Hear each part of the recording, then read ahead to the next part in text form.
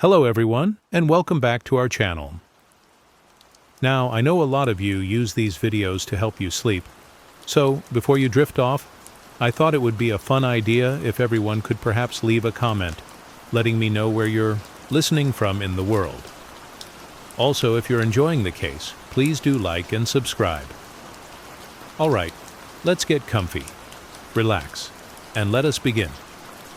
Story 1. Yang Tianyong, born in 1959 in Chuxiong, China, was known from childhood as a problematic youth. Lazy in his studies, he was instead fond of mischief and petty destruction. Nature, however, had blessed him with a strong, robust physique. Seeing their son's disinterest in academics, his family decided that upon reaching adulthood, it would be best to send him into the military. This was perhaps a logical decision at the time. In that era, joining the military wasn't just an honor, it was also a perceived guarantee for the future.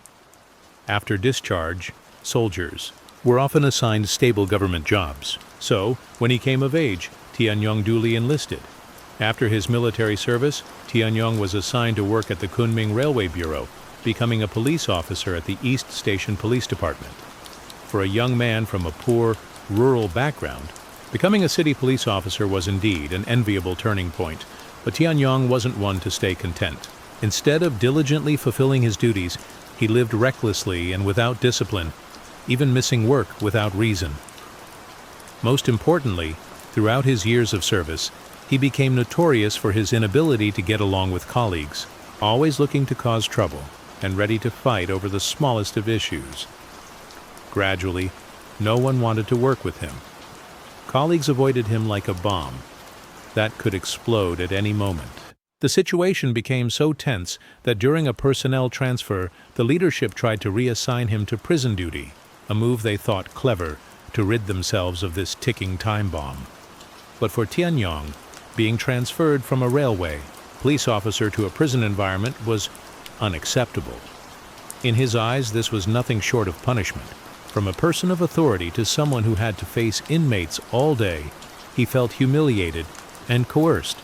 In his anger, he had a fierce confrontation with the unit leadership. This confrontation led to a tragic outcome. He was fired without mercy. In Sadu, just one day, he went from being a police officer to unemployed.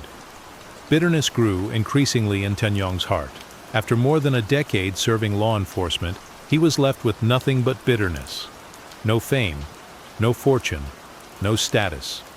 Worse still, with limited education and no specialized skills, finding new employment seemed impossible. In the years that followed, he lived an aimless life, wandering the streets, filled with hatred for society. Perhaps it was during these dark days that the seeds of crime began to germinate in Tianyong's twisted mind. By 1996, he encountered his old friend, Sha Lin. Lin, born in 1960, 2 years younger than Tianyong, hailed from Jamui City, Hongjiang Province. When young, he followed his parents to Yunnan, attending elementary and middle school there, later returning to his hometown with his parents.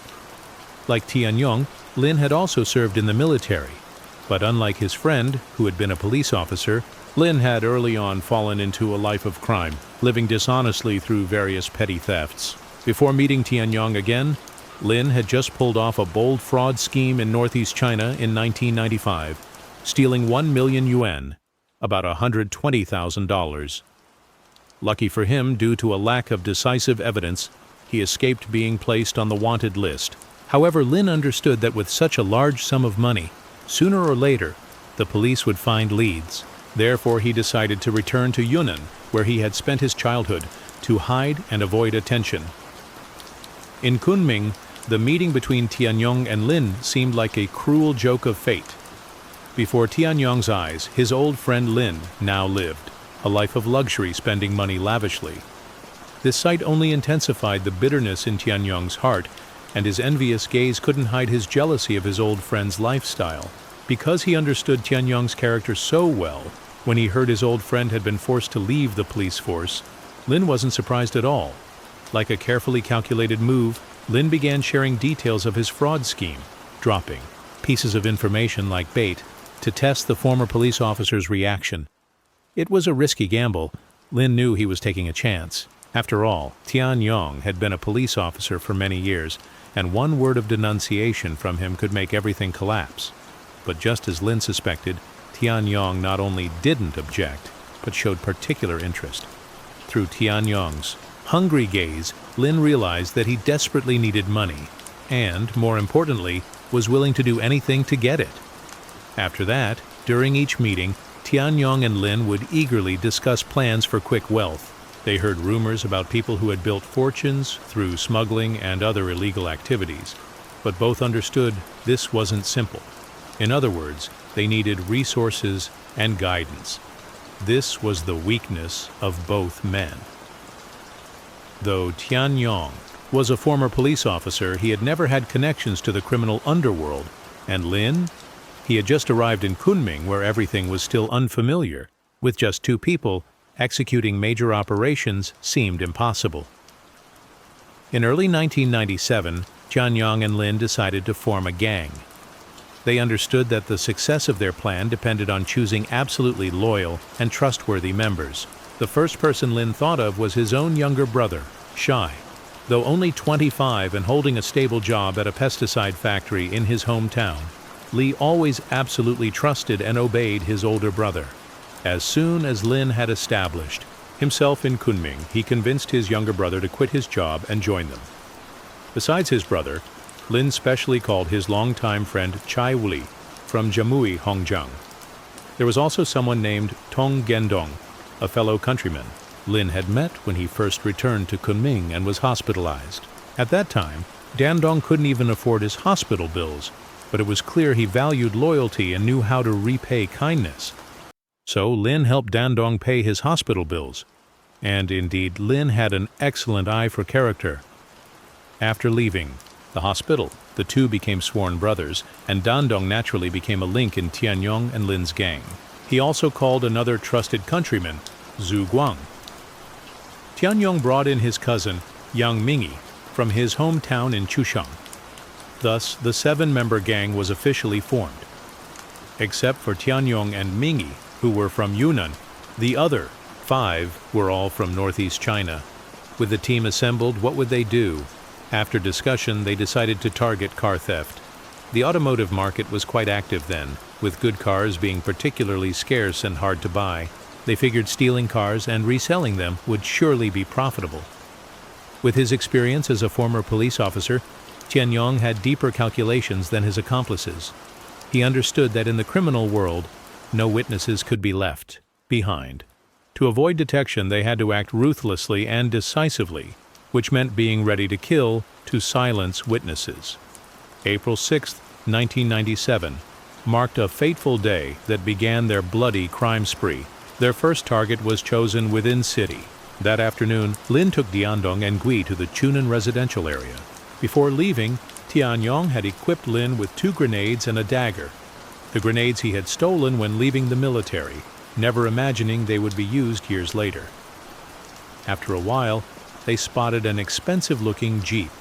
In the yacht's back seat, a man was busy arranging items, completely unaware of the danger lurking nearby. Lin and Glai quickly approached, opened the car door, and got into the back seat. Before the victim could react, Lin immediately struck him with a grenade, rendering him unconscious. Then, Gui and Dandong coordinated their attack repeatedly, stabbing the car owner with the dagger. Thinking the victim was dead, Lin's group decided to drive to the city stadium parking lot to plan their next move. But on the way, the car owner suddenly sat up. In that terrifying moment, they realized the victim was still alive.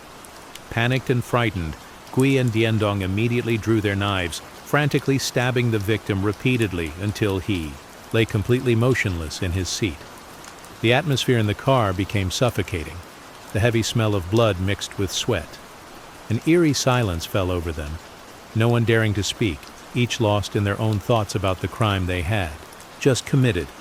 When they reached the parking lot, Lin stopped the car. Following Tian Yong's careful instructions, the group began eliminating evidence. They meticulously wiped every surface that could leave fingerprints, from seats to door handles, and collected all items that could lead to clues. Before leaving, they discovered 20,000 yuan, about 2,400 in cash, and a travel bag on the back seat. This was quite a prize. When the group reconvened, Tianyong noticed something unsettling in his accomplices' eyes and attitudes. As the most experienced member, he understood that the first kill had left significant psychological trauma on these novice criminals. With the leader's instinct, Tianyong decided to let the group take the stolen money to Dali to spend and relieve their stress. Tianyong's decision achieved its desired effect. After the trip and spending all the stolen money, the young criminals seemed reborn. Their fear and guilt about killing were gradually replaced by excitement. Excitement about how easily they had acquired money. While his accomplices were absorbed in their pleasures, Tianyong had already begun planning their next crimes. "We need to get guns," Tianyong told Lin during one meeting. Lin pondered deeply. Acquiring a gun wouldn't be simple. Perhaps they would have to steal one from the police. This idea seemed too risky, too dangerous. After asking around, Lin learned that many state-owned factory security departments were equipped with guns at that time. He began calculating in his head. He went to Chong, about 100 kilometers from Kunming, stalked around a factory for several days, and finally identified a target. It was someone named Zhou Guang, deputy chief of security, who regularly carried a Type 54 pistol. Lin then returned to Kunming and discussed the gun-stealing plan with Tianyong. At this point, Tianyong came up with a strategy. He wanted his accomplices to pose as police officers to make Guang fall into their trap. On the evening of June 23, 1997, the group spotted a jeep with Go plates at a Kunming hospital. They chose the right moment to steal the car and immediately replaced its plates with prepared local ones. This is also why, even though the car owner reported it immediately, the police couldn't find any leads. To ensure the gun robbery and Lufeng operation would be absolutely successful, Tianyong spent over 10 days preparing everyone. He found several police uniforms for them to wear. As a former police officer, Tianyong even trained them in how to talk and walk like police officers, including proper formal salutes. On July 10th, the group drove their stolen jeep to Lufeng City, following security chief Guo Guang, waiting until the area was deserted. Their car accelerated and stopped in front of Guang. Lin, sitting in the passenger seat, lowered the window and said to Guang outside, "Hello, comrade. Someone from our unit has fled with public funds. We've investigated and found that his girlfriend lives nearby. Could you help us by coming to the police station to provide more information?" Guang stood there, his eyes scanning over the car, before settling on Lin. At that moment, the back window slowly lowered, revealing Tianyong and Gui sitting in the back seat. When Guo Guang saw Tianyong wearing a major's uniform, he immediately felt respect. Without any suspicion, he got into their car to show them the way. Lin, with fake friendliness, pulled out a cigarette to offer Guang. In the moment when the victim was completely relaxed, Gui used a dagger from behind to stab him in the chest. Guang's first reaction was to reach for his gun, but it was too late. Lin in the front seat immediately turned and stabbed him as well. The two coordinated, one from the front and one from behind, stabbing dozens of times until the victim stopped breathing. Tianyong, wearing gloves, took the Type 54 pistol from Guang's belt, along with a magazine and 13 bullets. At this moment, Tianyong felt extremely excited. He was very familiar with this Type 54 pistol. Whether during his time in the military or later at the Railway Bureau, he had used this type of gun. He knew its power well. And this gun would later become these criminals' most important tool for their crimes. That night, they drove out of the city and stopped at a hillside on National Highway 320, pushing Guang's body down the slope. 5 days later, a farmer accidentally discovered it and reported it to the police. When police arrived at the scene, they identified the victim as Zhao Guoxiang, who had been stabbed 24 times. The dagger used in the crime was found near the body, but no fingerprints could be collected. The only thing that could be determined from the wounds was that there were 2 to 3 perpetrators, but that was all the police could gather. In an era without surveillance cameras and network systems, the investigation faced countless difficulties. No witnesses, no electronic traces, no other clues. The case hit a dead end. The limitations of technology and investigative tools had inadvertently created a void for criminals to operate freely.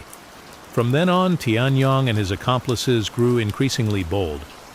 This successful operation had brought great confidence to Tianyong's gang.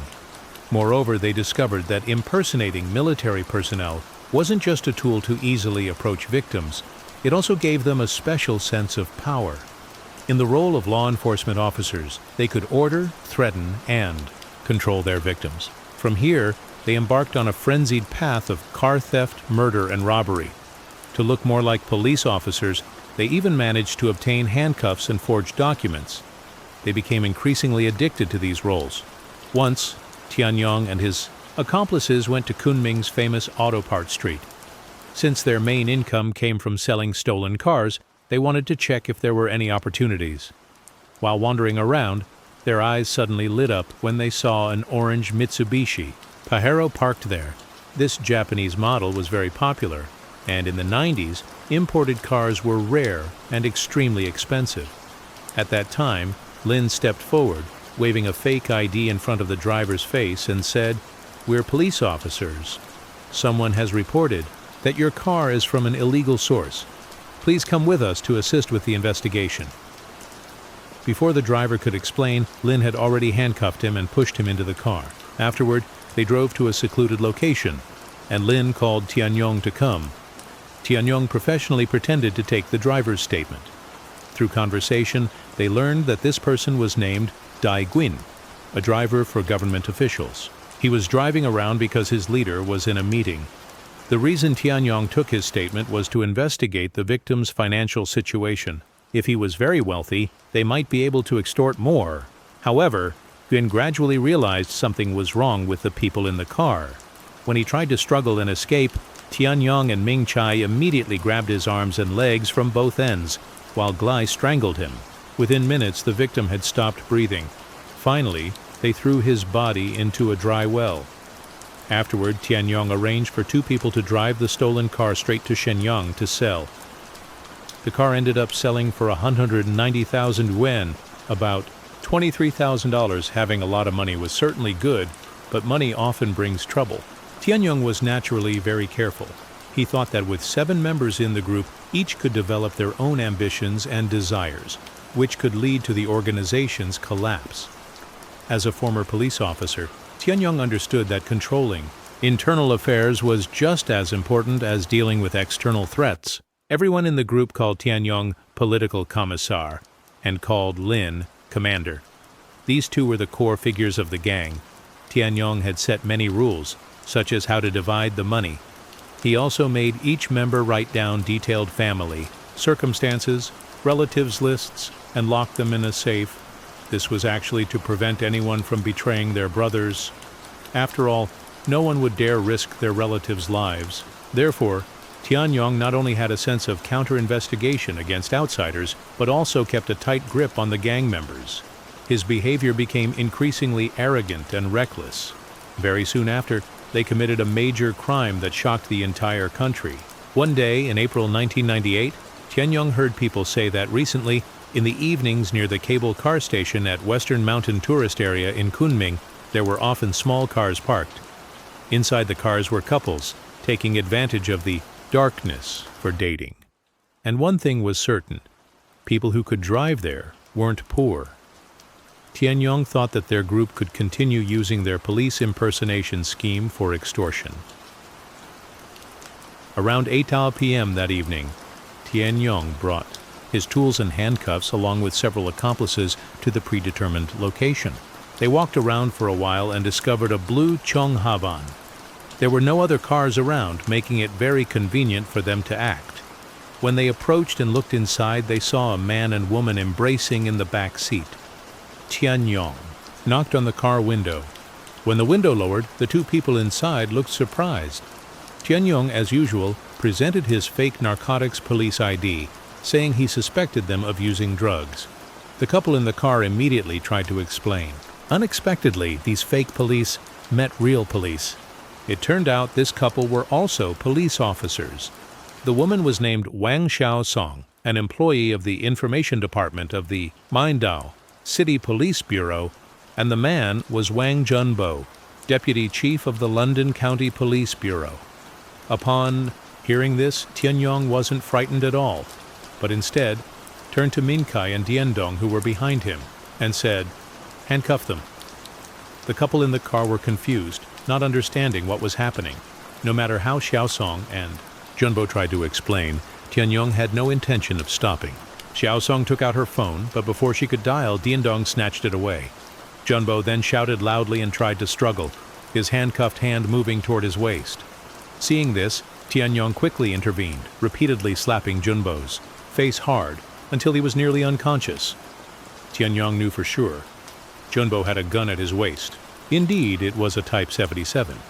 This Type 77 pistol, compared to his Type 54, was more compact and lighter, with the main feature being that it could be loaded with one hand. He picked up the gun and immediately shot Junbo in the heart. Then, 2 more. Bang, bang. Sounds rang out and 2 more victims lost their lives. Killing 2 police officers wasn't a small matter. Tianyong knew they had to quickly dispose of the 2 bodies or there would be trouble. This was a government vehicle, too conspicuous for them to drive away. Therefore, they took all belongings from the victims, tried to erase as many traces as possible from the car, and then parked both the bodies and car in front of a nearby company's gate. After finishing this, Tianyong wasn't feeling very comfortable because, after all, he had taken a gun from a deputy police chief.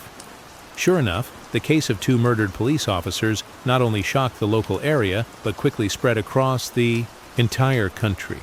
Who would dare to be so bold as to kill police officers? The police, naturally, had to investigate thoroughly. Tianyong's group decided to temporarily lay low and look for a chance to escape. But before they could run, he received news. Not only had the police not found them, but they had quickly identified a suspect named Du Peiwu. Even Tianyong wondered, who was Peiwu? It turned out Peiwu was the husband of the female officer, Xiaosong, and also a police officer working at the Kunming Drug Rehabilitation Center who suddenly became the prime suspect in the murder of his wife. The police seemed to have rushed to build a theory about the motive. An enraged husband who discovered his wife's affair had taken revenge brutally. However, Peiwu insisted he had an alibi. On the night of the murders, he was working at the rehabilitation center, and there were even witnesses. But the police didn't believe him and stubbornly clung to one point. Normally, ordinary people couldn't easily make a deputy police chief surrender his gun. But if the perpetrator at the Wak scene was Peiwu, this situation could occur. Finally, although they never found the most important piece of evidence, the missing gun, in February 1999, Peiwu was convicted of intentional homicide and sentenced to death.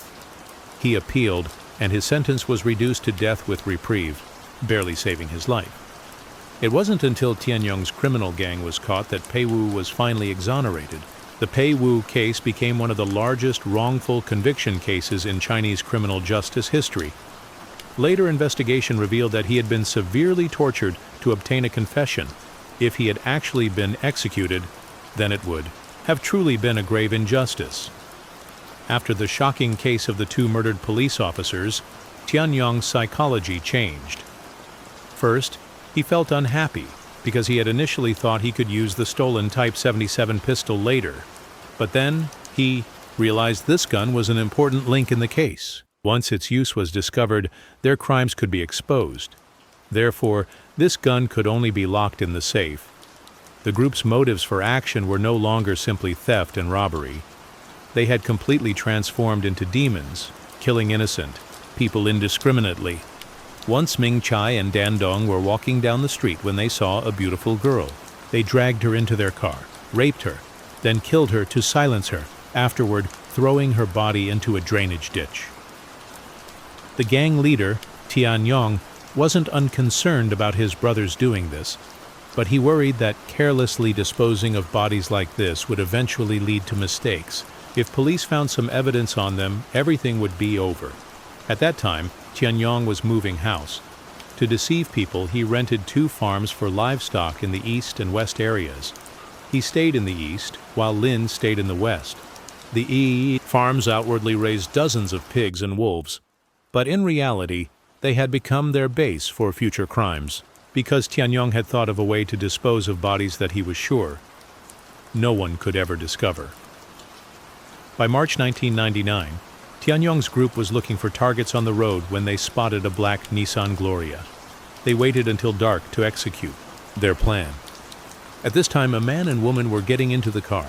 Tianyong used their usual method, knocking on the window with his police identity, then successfully brought both people and car to the East Farm.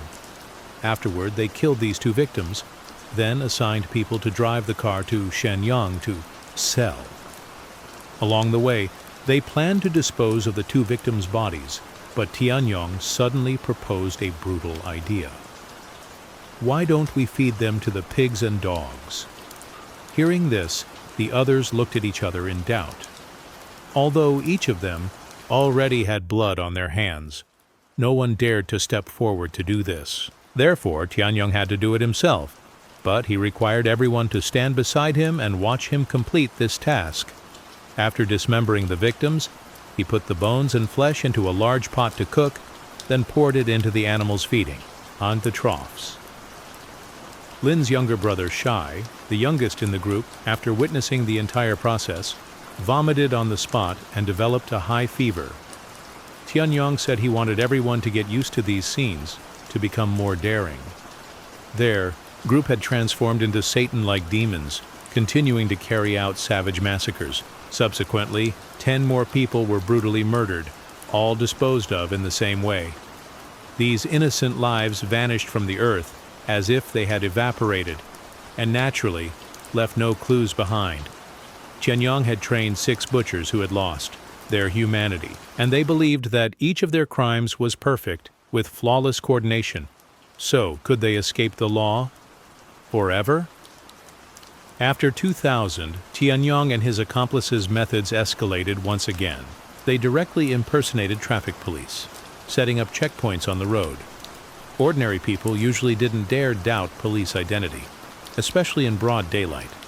Their uniforms and way of speaking never made people think they were fake police. On the evening of April 23rd, the group stopped a Mitsubishi car by the road.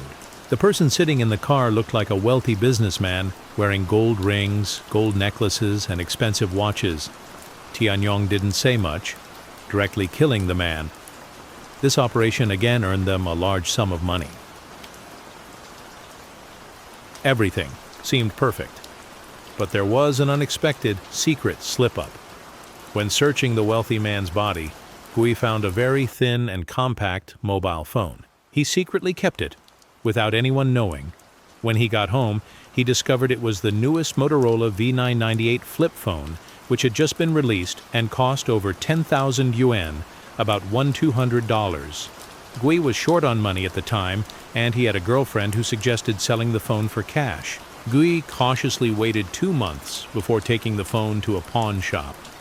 The shop owner asked him to turn on the phone to check if it worked well. After turning it on, the pawn shop owner made a test call. This action led to the complete exposure of Tianyong's group.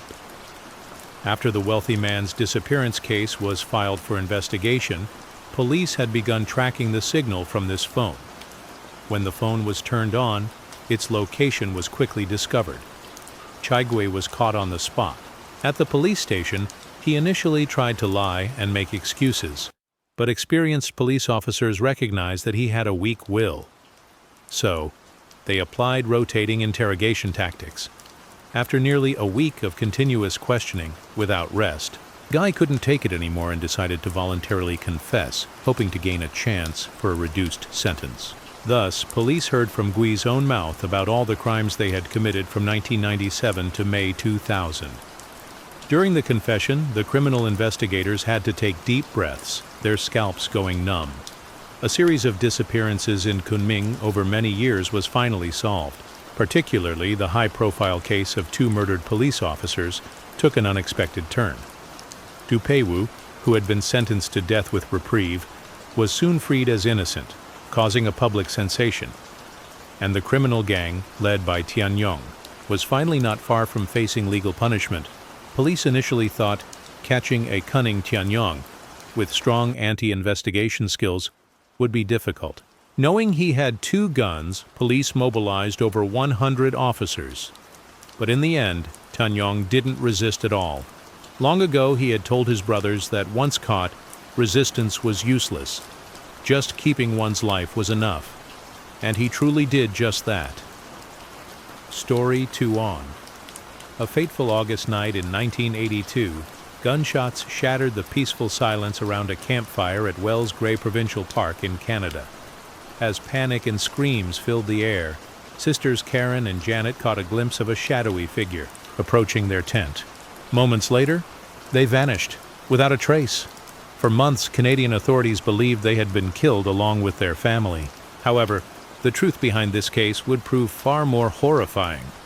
Our story takes place in British Columbia, Canada's westernmost province, known for its ancient forests, majestic waterfalls, pristine lakes, and towering mountain ranges. Drawn to this natural beauty, the Johnson family chose Wells Gray as their summer vacation destination. They sought peace and tranquility amidst the wilderness.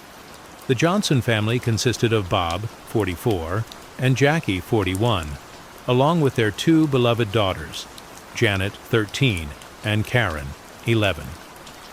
The story begins on Monday, August 11, 1982. The Johnsons embarked on their camping trip, meeting Jackie's parents, George and Edith Bentley, who were waiting in their RV near the park entrance. They decided to set up camp at a remote area, often referred to as near Clearwater Lake, or Face Christ, as some sources might recall, about 11 miles south of the park entrance, seeking privacy, while George, Edith, Bob, and Jackie settled into the RV's comfort. Janet and Karen were thrilled with their small tent pitched just outside. Wells Gray Provincial Park stretched endlessly before them, promising adventure and discovery. But in those peaceful moments, none could have predicted the tragedy lurking just ahead. What should have been a wilderness paradise would soon become a scene of unimaginable horror when a deranged killer appeared, armed and ready to strike. In a single night, the Johnson family vanished, without a trace, as if they had never existed. No clues, no messages, no calls left behind.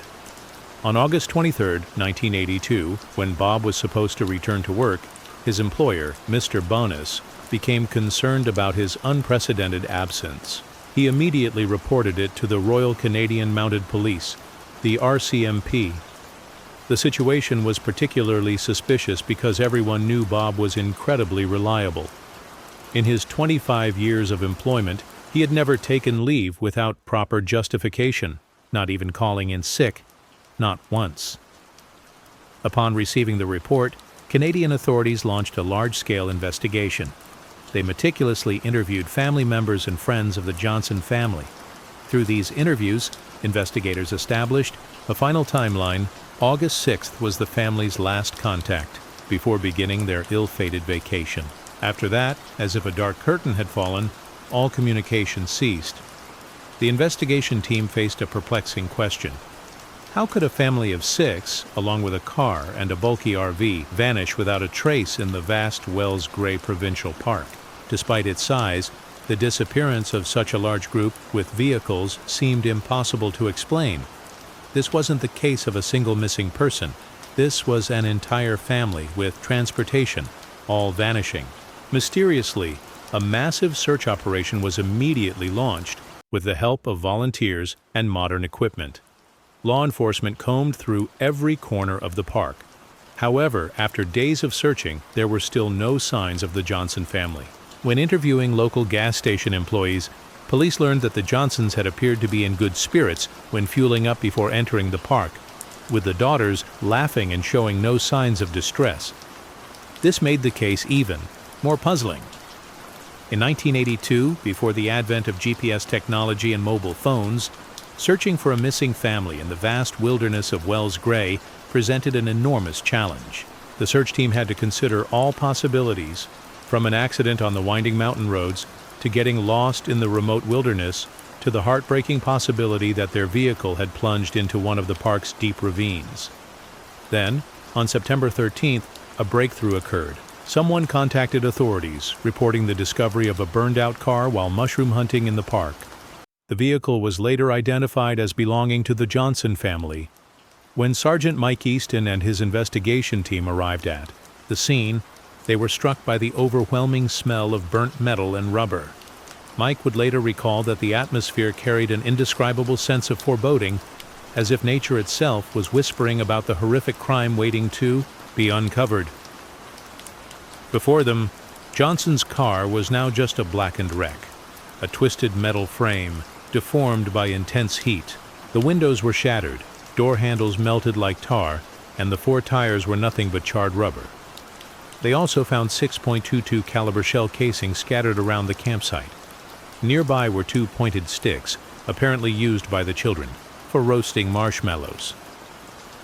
However, George's vehicle and equipment were nowhere to be found. As they examined the scene more closely, an even more horrifying truth awaited the investigation team. The car wasn't just a burned-out shell. Inside were the tragic remains that exceeded human imagination. Preliminary reports indicated someone had been burned in the back seat. When investigators managed to open the deformed doors, a horrifying sight greeted them: charred skeletons, 2 small skulls lying bare. Immediately, the investigators' thoughts turned to Karen and Janet, the Johnson family's little angels. Sergeant Mike Easton, who directly participated in examining the crime scene, couldn't maintain his composure at the sight. With a choked voice, he later recounted, "Even though we had prepared ourselves for the worst, what we witnessed still made us shudder. Before me, the 2 children were now just withered skeletons, with deep eye sockets, seeming to look at us hopelessly. What haunted me even more was discovering what appeared to be a fatal gunshot wound on one of the skulls. Detailed forensic examination of the discovered bones revealed a heartbreaking truth. The bodies in the car belonged to the entire Johnson family, parents and 2 daughters. However, the initial absence of George and Edith's remains among the wreckage led to dark theories. Some began to suspect George, suggesting he might have been caught in an inappropriate act with Karen or Janet and resorted to violence to cover it up. These suspicions were quickly dispelled when investigators announced their findings. They had discovered DNA from 6 different victims, along with 6 skulls in the vehicle. Experts explained that the initial inability to find some bone fragments in the first report was likely due to wild animals carrying them away during the extended period the car lay in the forest. This also explained why investigators initially only reported finding 4 sets of remains. What had started as a mysterious disappearance had now become a horrifying and complex murder case. The Johnsons were well liked by everyone, and their deaths left profound grief among their loved ones. In a desperate attempt to catch the killer, investigators even filmed the funeral, hoping the perpetrator might appear to witness the consequences of their crime. However, this tactic failed to yield results. As the investigation deepened, forensic experts uncovered increasingly disturbing details. Finding multiple bodies with gunshot wounds not only confirmed this was a premeditated murder, but also revealed the killer's brutality. Through analyzing evidence and reconstructing the crime scene, investigators theorized that the killer's motive likely stemmed from a perverted desire, targeting Karen and Janet. This wasn't simply a robbery murder, but a crime planned with darker, more horrifying motives. The family's isolation had inadvertently created perfect conditions for tragedy. During the first 2 nights, Jackie had repeatedly expressed concern about feeling watched by unseen eyes. The sudden appearance of broken branches and unexplained movement in the bushes increased the young mother's unease. Jackie's premonitions proved tragically accurate. A predator was indeed stalking the family, with lustful eyes fixed on Janet and Karen. On that fateful night when thick darkness enveloped the forest, with only the flickering campfire illuminating their faces, one knew that a dark figure was slowly approaching them. The killer's eyes blazed in the darkness like flames of hatred, choosing this moment to commit his savage crime. His skillful movement in the darkness showed he was very familiar with the terrain, likely having stalked this family many times before. And then, while the family gathered around the warm fire, the predator decided to strike. Being a local resident, he had chosen the perfect moment to attack his unsuspecting victims. Using the cover of darkness, he crept from the bushes toward the family with a rifle. Janet and Karen had gone to sleep in their tent, so he focused on the others. He wanted to isolate the victims, giving them no chance to escape. With slow, deliberate steps and precise shots, he ended the lives of Bob, Jackie, George, and Edith. The gunshots suddenly cut through the peaceful atmosphere, giving none of them time to react. There may have been screams echoing through the night, but no one heard them. After dealing with the Johnson family adults, the predator approached the tent where Janet and Karen were resting. Whether he kept the girls alive for several days or held them somewhere remains unclear. What is certain is that after committing the murders, he used the family's vehicle to transport the bodies. One crucial aspect that needed clarification was when the Johnson family's car was burned. Although they had been missing for over a month before the discovery, if the motive was to abuse Janet and Karen, they might have been held captive for longer. Determining when the car was burned would help police narrow down their investigation. However, the police investigation had hit a dead end. Local public opinion strongly criticized investigators for seemingly focusing only on finding the remaining RV, while the murders remained unsolved. Many believed the killer had stolen the vehicle to dispose of evidence and escape. The stolen vehicle theory had led the investigation astray. Search operations in the park were gradually reduced to make way for tracking down a missing RV. But to date, all efforts had been futile. To find leads, police launched a major media campaign. Posters describing the missing RV were posted everywhere, from stores to billboards. They even created an exact model of the victim's vehicle and displayed it widely for public recognition. Television stations also joined the search by broadcasting reenactments of the killer's possible route. To solve the case quickly, police made widespread appeals for information from the public. One of the most noteworthy leads came from a witness living about a 12-hour drive from the crime scene in Saskatchewan. This person claimed to have seen the victim's RV with two young men inside. According to the witness's description, these two men had distinctive appearances. They were around 20 years old, dressed shabbily, had long hair, and could speak French. One had blonde hair, the other black. Based on this testimony, police created sketches of the two suspects and distributed them widely through the media.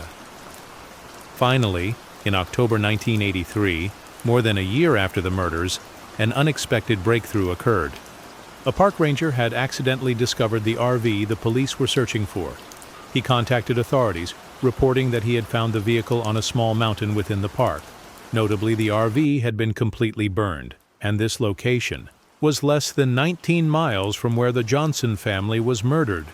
This discovery completely upended the investigation. Clearly, the RV had never been stolen, as the police had initially theorized. Instead, it had been driven deep into the forest and burned there.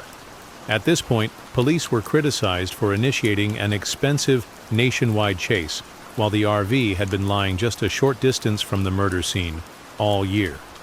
With this new evidence, investigators were forced to review the entire case from the beginning.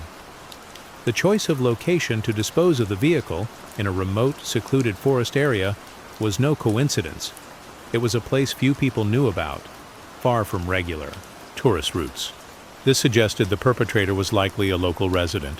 The scope of investigation was narrowing, focusing on the small towns and villages surrounding Wells Gray Park, where the population had never exceeded 1,000 people. If any suspicious behavior had occurred in the past year, someone would surely have noticed. In such a small community, everyone knew each other, and any unusual activity would be easily detected. Starting with the area around Wells Gray Park, the investigation quickly uncovered a significant lead. A woman living near the crime scene revealed that the previous year, a man named David Shearing had attempted to change the registration of his Ford vehicle and wanted to repair a bullet hole in the door.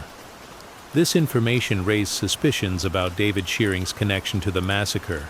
Although the investigation team couldn't rush to conclude that David was the killer, he was clearly a person of interest who needed thorough investigation.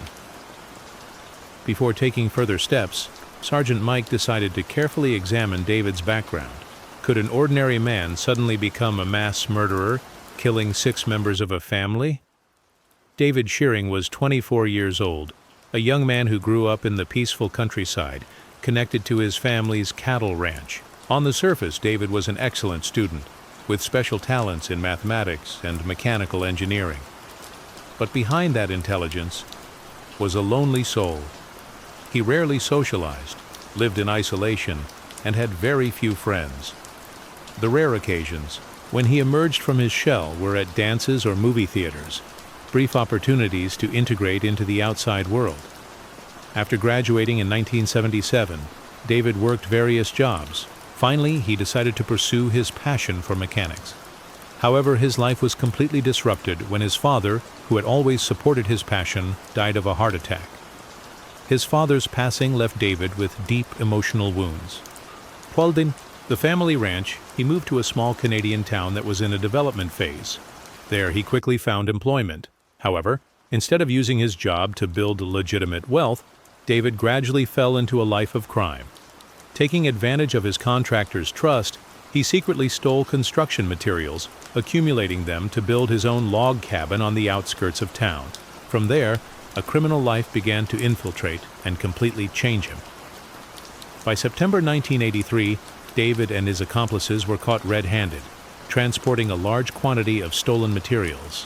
From then on, his life was placed under strict police surveillance, from having to report regularly to facing a criminal record. But this incident inadvertently opened up an important clue to another horrific case. When investigators began tracking David's trail, they discovered a notable detail.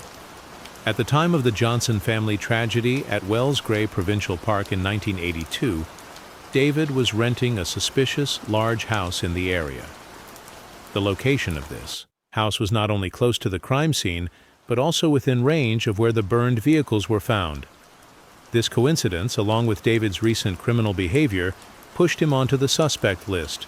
Subsequently, Sergeant Mike decided to dig deeper into David's past to find incriminating evidence. During the investigation, he discovered a case from 3 years prior, in 1981, when a man named Cather was murdered near Wells Gray Provincial Park. Notably, the road where the murder occurred was the same road that David frequently traveled with his colleagues. With this information, Sergeant Mike believed this was an important lead and decided to begin an interrogation, starting with the old case. On November 19, 1983, David Shearing was summoned by Sergeant Mike. In the stifling interrogation room, the sergeant's sharp gaze seemed to pierce through the suspect's soul. With sophisticated interrogation tactics, he didn't go straight to the Johnson case, but started with another incident. "David," he began, "let's examine an old case together." The cause of Cather's death in 1980. Faced with the experienced investigator, David tried to stay calm, taking a deep breath before letting his first confessions flow. He told of a fateful rainy night when alcohol clouded his judgment, and he lost control of his vehicle, hitting Cather. In extreme panic, he fled the scene and, along with his colleague, swore to keep this dark secret. In reality, in all reports and even newspaper articles, there was no mention of the victim dying from a car accident. Sergeant Mike had played his hand well to get the perpetrator to detail the accident process. The sergeant continued, speaking to David, "I want to talk to you about the Johnson family murders at Wells Gray Provincial Park. Do you know where they were shot?" David replied, "Yes. They were shot near the Old Creek campground, the worst area. Surprisingly, this information had never appeared in the press. No source had ever revealed the exact location where the Johnson family was murdered. Now, the killer himself had revealed information proving he was directly involved in the case." In the suffocating interrogation room, David, with empty eyes, admitted everything. Tears rolling down his cheeks marked the beginning of a horrifying confession.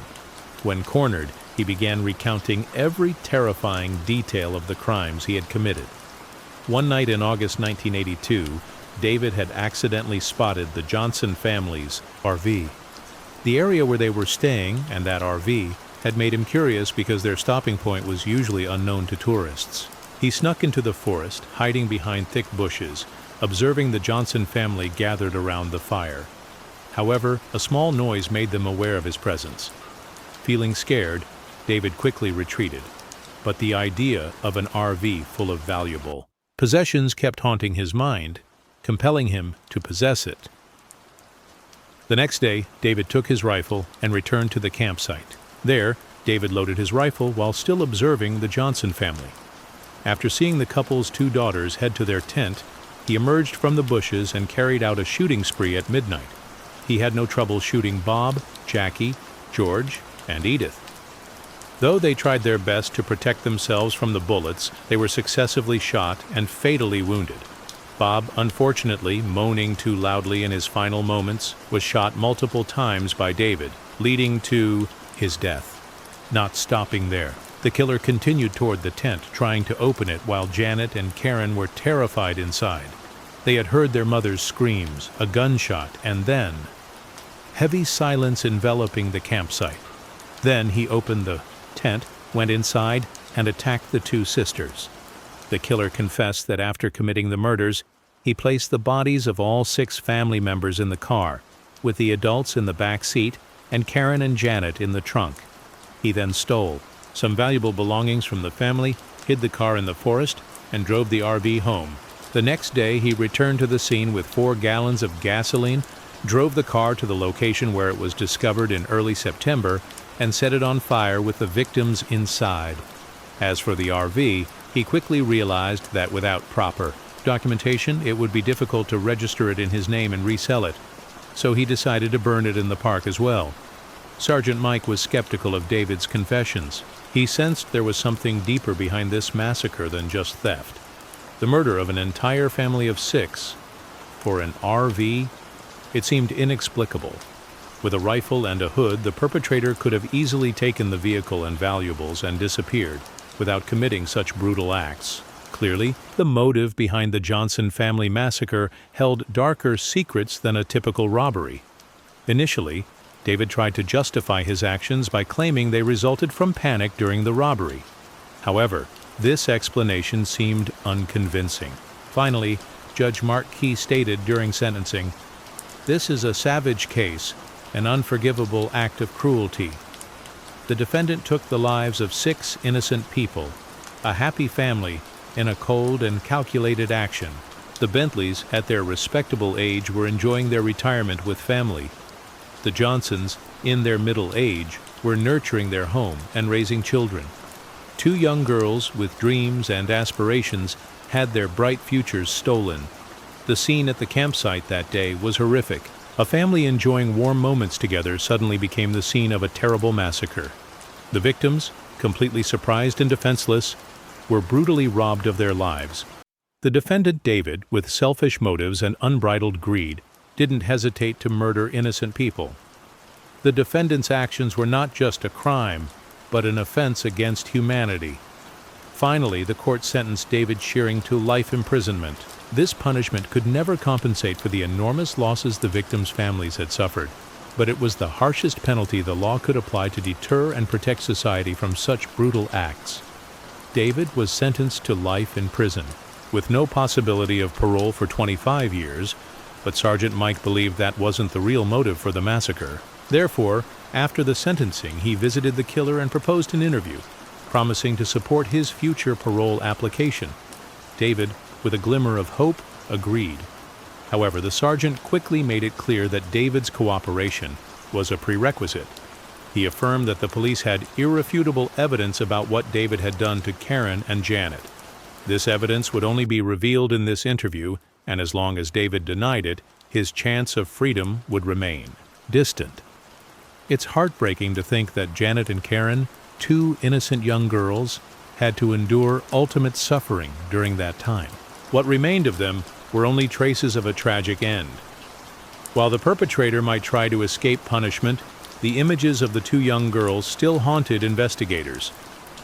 Finally, David revealed in the interview that he began having violent sexual fantasies as a teenager. When he saw Karen and Janet, the clear motive wasn't the RV theft, but his attraction to Karen and Janet. The urge was so strong that he couldn't resist when he saw the family appear in the secluded location. David recounted the crime details similarly to before, leaving and returning with weapons. There, the killer dealt with everyone. But instead of harming Karen and Janet when they went toward the tent, he explained to them that something very serious had happened, that their parents had been attacked by bad people, and that they needed to stay in the tent without making any noise. While David hid their grandparents and parents in the car, Janet and Karen waited in the tent. After finishing everything, the predator led the two young girls out, through the forest. The girls were still too frightened to speak, haunted by their mother's cries and then the gunshots in their minds. David knew the area well and knew that a bit further there was an abandoned fishing cabin. He ordered the girls inside first, then locked the door, where he sexually assaulted them. The sisters stayed in that wooden house for several days. Janet even carved her initials there, which were later discovered. The two sisters were terrified, even when they spotted a prison guard observing a group of inmates near the river. They didn't dare make any sound to signal for help, fearing David would kill them. After several days in the cabin, David decided to take the girls to his small farm not far away for better security. He knew the search might soon begin and didn't want to stay when investigators started looking for the Johnson family. So, he decided to move the girls out of there. The entire reason for these cruel acts was purely desire. At David's house, Janet and Karen were repeatedly assaulted by this predator until late August, when David realized he couldn't keep the girls alive any longer. Karen was the first to be taken into the forest, while her sister was locked in a room at the farm. About 100 yards into the woods, David ordered Karen to stop, raised his gun, and aimed. After taking Karen's life, he brought her body to place in the stolen car, then went for Janet. The girl understood something had happened to her sister and that she would face the same fate.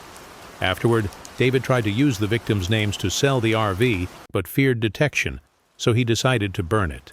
That's why the incident was only discovered almost a month after it occurred. Later, killer David Shearing changed his name to David Ennis. He applied for parole in September 2008, but the parole board ruled that he still posed a danger to others and couldn't return to freedom due to his violent actions. In 2021, David's parole was again denied, and he remains imprisoned to this day.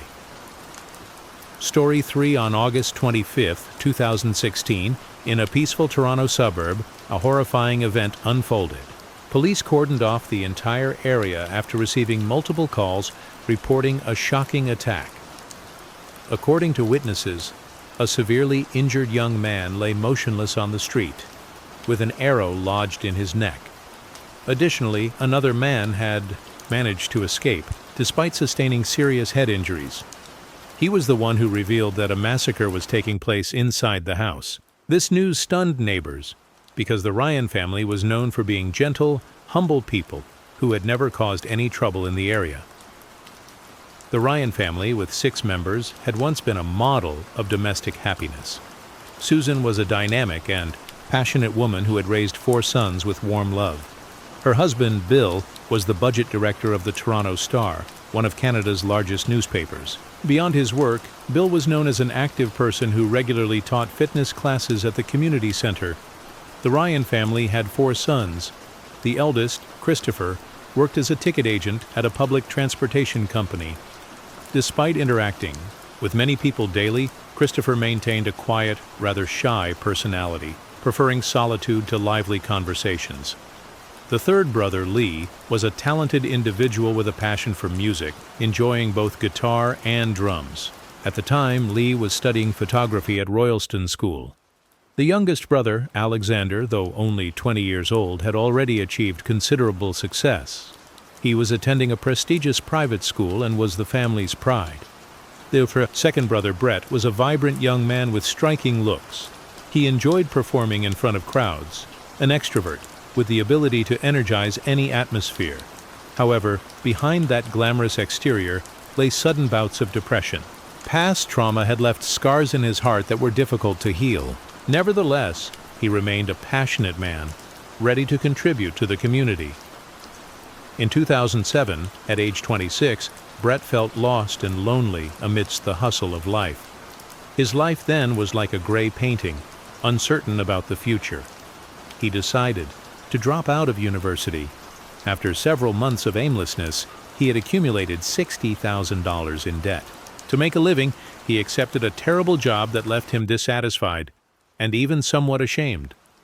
Comparing himself to his successful friends and family expectations, he felt utterly inadequate. Each morning, when facing his reflection in the mirror, Brett saw himself as a failure. The debts drove him to desperation. Despite these difficulties, he still tried to maintain a glamorous exterior by purchasing expensive items. The truth was, he was trying to prove himself, wanting to be admired by others. In desperation, Brett conceived an outrageous idea: robbing banks. By October 2007, when he saw no way out, he decided to execute this bold plan. He wasn't a cold-blooded criminal. Deep down, he still had a conscience. When thinking about going to prison and disappointing his parents, he felt conflicted. Therefore, Brett decided to carry out a robbery without causing injury to anyone, hoping to minimize risks and consequences. On October 20th, Brett disguised himself as an injured person by wrapping bandages around his face and wearing an arm sling. With this new appearance, he entered bank number 371 on Kingston Road, a location just an 8-minute walk from his home, for a quick escape. There, instead of threatening customers, Brett tried to create the image of an injured person coming to the bank to claim insurance money. At the counter, Brett handed the teller a note with a brief demand: robbery, no alarm, give me $2,000, I have a weapon. Despite trying to stay calm, the teller couldn't help but panic at the unexpected situation. With their modest salary and fear for their life, they complied with the demand, taking $1,115 from their drawer and stammering, "This is all I have." Brett silently took the money, maintaining composure, then turned and walked away, slowly, limping out of the bank without any interference from security guards or surrounding customers. At that moment, no one could have guessed that the 26-year-old had just committed his first robbery in life, earning merely $1,115. Back in his apartment, Brett couldn't help but wonder why they stopped at $1,115, determined to earn more. In the next robbery, he chose a completely new image: an elderly man, with gray hair and beard, wearing glasses and a hat. With this careful disguise, Brett believed he would easily deceive everyone. His strategy remained the same: a brief note, with demands get the money and leave quickly. The second robbery was another complete success. However, for Brett, this was just the beginning, as the desire for more money increasingly compelled him to carry out new operations. Over 8 months, Brett continuously disguised himself as either an elderly man or an injured person to carry out nonviolent robberies. Each time he demanded a small amount of money and quickly left the scene. Bank employees had no reason to risk their lives protecting such small amounts. Moreover, the frequent rotation of counterstaff made his robberies even easier. With each successful robbery, Brett earned about $3,500. In total, over 8 months, he had collected $28,000. However, the repetition of robberies at the same bank began to draw attention from authorities. They noticed something unusual. The alarm system was only activated after Brett had left. This suggested some connection between the robberies and the person triggering the alarm.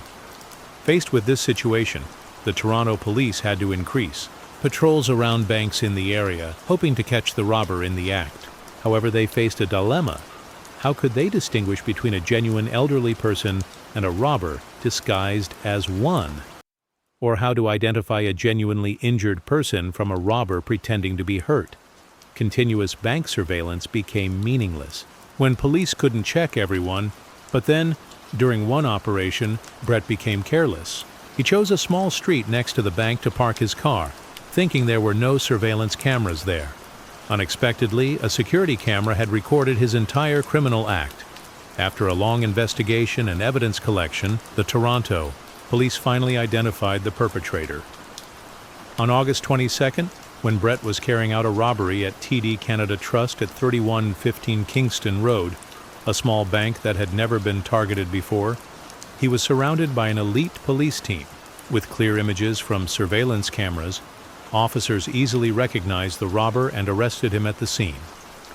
After his arrest, Brett was detained while awaiting trial in January 2009 at the Ontario Court of Justice. For his family especially, his parents, this was an unbelievable shock. They had never faced such a serious legal situation before. The charge of bank robbery could result in a lengthy prison sentence. While awaiting the court's verdict, Brett's family continuously sent letters to the court, the judge, and related judicial authorities.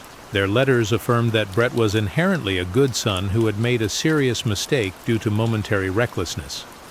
They believed he deserved a chance to rebuild his life. The family also emphasized that they had never had any member violate the law and believed Brett had learned an expensive lesson from this mistake. They earnestly begged the court to consider reducing his punishment, to give him a chance to start over. In the letter Susan and Bill sent, they revealed that Brett had gone through a period of severe depression, feeling lost and in great need of help. On his lawyer's advice, Brett decided to plead guilty to robbery and staging crime scenes to reduce his sentence. Subsequently, he was sentenced to 5 years in prison. During his incarceration, he was also examined and treated by psychiatrists. Although initial psychiatric evaluations didn't detect any signs of violent mental illness or personality disorders in Brett, doctors still decided to monitor his psychology due to his history of severe depression. After release from prison, Brett's community reintegration process went fairly smoothly. However, the wounds from his past still left deep marks, causing Brett considerable difficulty in building and maintaining social relationships. Because Brett's part-time jobs weren't enough for him to be independent, despite family support, he decided to start a small company, claiming to be an artist. However, due to his past involvement in bank robbery and the easy accessibility of this information when searching his name on social media, Brett struggled to find customers, and the company quickly had to close. Once again, he fell into unemployment and financial difficulties. Feeling lost and desperate, Brett decided to follow his mother's advice and return to university to study biophysics. At the same time, the family could no longer bear the neighbors' gossip. Therefore, they decided to move to Scarborough to start a new life. Brett's life proceeded quite peacefully until he met the love of his life. This seemingly ordinary romance would become the trigger for a series of tragic events that followed. In September 2011, through social media, Brett met and got acquainted with Kristen, a girl who frequently expressed special interest after seeing his photos. They quickly arranged their first meeting at a romantic lakeside location where Kristen owned an apartment. According to news articles, Kristen was a beautiful blonde, young, dynamic, and well-educated. She had graduated in sports physical therapy and owned a life many people dreamed of. The two quickly became a couple and regularly shared sweet moments on social media. Surprisingly, Kristen completely accepted Brett's past and showed no judgment. Their relationship seemed almost too perfect to believe. They frequently dated, went to dinner, and traveled together. Their life at this time seemed extremely happy. Brett continued his studies while dedicating time to nurturing their relationship.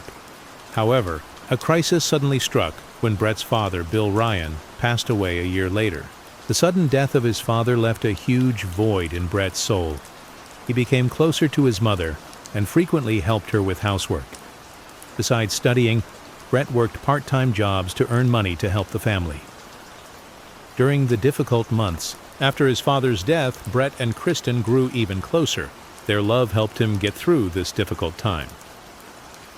And then, an important decision was made. Brett decided to propose to Kristen. Amid tears of happiness, Brett gave Kristen the ring. However, he was just a student, without stable financial conditions to build their dream home. Kristen completely understood Brett's circumstances and was willing to wait until their finances were more stable. Brett, however, decided to drop out of school to focus on earning money for the wedding. To hide dropping out, Brett created a perfect act, making everyone, including Kristen, believe he had graduated from university. He forged credentials and created a perfect story to convince everyone. In 2016, Brett found a stable job at a company in Toronto. He eagerly shared this good news with Kristen and his mother. However, the joy didn't last long. Brett received an email from the company informing him that they had discovered his criminal past. Consequently, they refused to cooperate and terminated all contact. To hide the truth, Brett continued weaving a web of lies. He claimed he was still working for the company, even describing his work as remote. Kristen didn't suspect anything and completely trusted Brett's words. In fact, the concept of remote work was quite novel at that time and not widely common. However, maintaining these lies became increasingly burdensome. Brett had to spend countless hours in front of the computer screen, creating various fake evidence to prove he was working. Each passing day, his life sank deeper into stress and exhaustion, always facing the fear of his lies being exposed. Believing Brett had a stable job in Toronto, Kristen began planning for their wedding day. The wedding was set for September 16, 2016, at a very luxurious restaurant in Toronto. The couple even went house hunting together, excited about building a home for themselves. During house viewings, Brett deliberately found minor flaws to prevent Kristen from signing contracts. He knew that if Kristen became a homeowner, maintaining his lies would become increasingly difficult. Additionally, Brett worried that Kristen might accidentally inquire about his financial situation. In reality, only Brett's bank manager knew about his lies. If Kristen came to the bank with Brett, all the truth would be exposed. He feared that when the bank staff told Kristen about his unemployment, their relationship would collapse.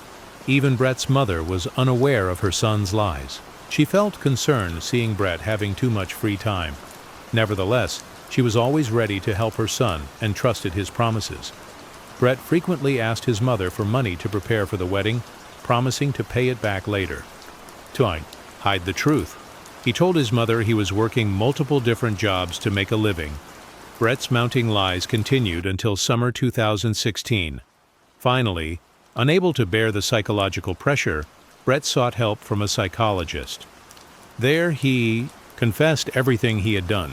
The psychologist advised Brett to be honest with his loved ones, especially Kristen and his mother. Brett decided to meet his mother to confess everything. He shared with her that he hadn't graduated from university, didn't have a stable job, and desperately needed financial help for the wedding. However, his mother's reaction was completely opposite to what he had expected. Susan was an intelligent and kind woman. She didn't want her son to deceive a lovely girl like Kristen. Therefore, she refused to lend Brett money until he resolved matters with Kristen himself.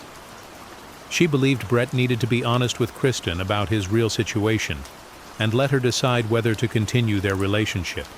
However, Brett didn't want to tell Kristen the truth. Finally, to continue living in deception, he decided he would kill his mother to prevent her from revealing the truth. In August 2016, Brett went to a sporting goods store and requested an inexpensive, lightweight weapon suitable for hunting. He tried to create a reasonable excuse to buy it, but his actual purpose was entirely different. The salesperson showed Brett a Barnett Riser 351 crossbow, quite suitable for his limited budget. With a shooting speed of up to 93 miles per hour, this crossbow had enough power to execute Brett's dark plans. In the following days, Brett still frequently visited his mother. The relationship between mother and son remained tense. But deep down, Brett still knew he needed to find the right time to talk to Kristen clearly. To prepare for things getting out of control, Brett decided to hide the crossbow in his mother's garage. He thought this was the safest place to store the weapon and would be easy to retrieve when needed. With this crossbow, Brett felt ready to face any situation. The wedding was approaching, and pressure weighed heavily on Brett. His mother increasingly urged him to be honest with Kristen. Brett knew he couldn't avoid it forever. He had to make a final decision. Continue living in lies, or face the truth and bear the consequences. On the morning of August 25, 2016, Brett and Kristen woke up as usual. Kristen left for work at 7:30 a.m. Brett stayed alone in the apartment, pretending to work diligently at his computer. but his mind was wrestling with chaotic thoughts. If his mother didn't change her decision, events would unfold according to his planned scenario. To create an airtight alibi, proving he was home if suspected, Brett set up a complex automated system in the apartment. First, he secured the laptop to the wall using two 4-pound weights. Next, a wooden spoon was attached to a blender's mechanical arm, adjusted to hit the Enter key on the keyboard. He set up a timer that would trigger the mechanical arm to press Enter automatically, opening a pre-prepared YouTube video. Of course, if police came to the scene, they would find the spoon far from the keyboard and might think it had been moved. Brett's plan became increasingly complex. Besides the automated system, he prepared 2 mobile phones. These phones were programmed to send 2 different messages at the exact time of the murders. To ensure authenticity, Brett would need to manually trigger the message sending. He designed a simple system using household items to activate the phone screens and keyboards. Thanks to these systems, Brett would be able to prove he was at home when the massacre occurred. After completing all preparations, Brett gathered a wig, hat, and clothes for disguise. He would use this outfit to leave the crime scene unrecognized. To avoid being captured by surveillance cameras, Brett carefully studied the camera angles in the building and, learning from his mistakes in the bank robberies, planned his movements carefully. After completing all preparations, Brett began executing his plan. He decided to walk down 14 flights of stairs and sneak out of the building through the back alley. From there, he would head to Scarborough Center and then take a bus to his mother's house. At exactly 10:01 a.m., Brett appeared at Susan's door. He directly asked his mother if she had changed her mind, whether she would agree to fund the wedding without telling Kristen. Susan remained firm in her refusal. Immediately, a violent argument erupted between mother and son. The arguing grew so loud that neighbors took notice. Feeling the situation escalating, the frightened mother quickly called her eldest son Christopher, asking him to come and intervene. Faced with his mother's determination, Brett understood he could never change her mind. With the wedding approaching, Brett felt desperate because he couldn't afford it. He feared Kristen would discover the truth and call off their engagement.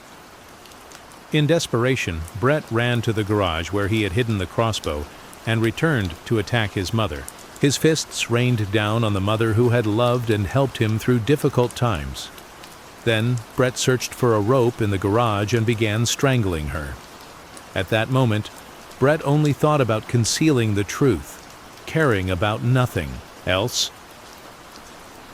Knowing his brother Christopher would arrive soon, Brett frantically loaded the crossbow, hid in the garage, and waited for Christopher to appear. When Christopher entered and saw his mother lying lifeless on the ground before he could react, Brett shot him in the neck, causing immediate death. As a precaution, Brett decided to hide his mother's and brother's bodies behind the garage. But while dragging them away, he heard noise from inside the house. It was his youngest brother, Alexander, returning from work. Without time to reload the crossbow, Brett grabbed a brick and rushed to strike Alexander's head. Stunned by the sudden pain, Alexander instinctively pushed his brother away.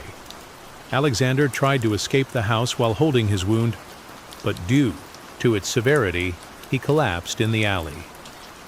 At that moment, Lee also appeared. He had been taking an afternoon nap in the house and had just woken up. Hearing screams in the living room, Lee went outside and saw Alexander lying in a pool of blood.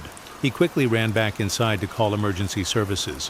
When he entered the house, he encountered Brett, who hadn't yet reloaded his crossbow and was cleaning up the crime scene, retrieving the used crossbow bolt.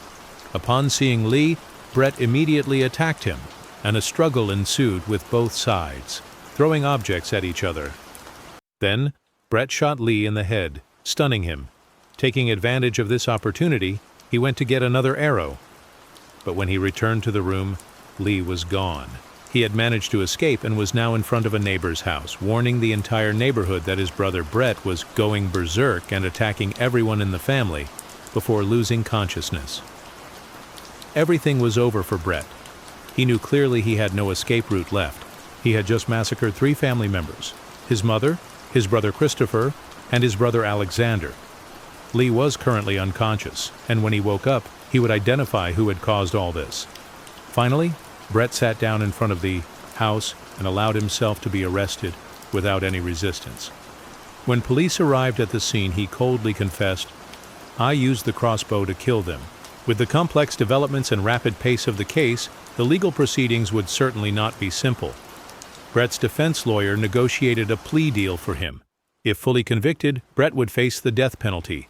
But the lawyer tried to persuade Brett to plead guilty to less serious charges. First, Brett admitted to attacking his mother but claimed it was an accident during an argument.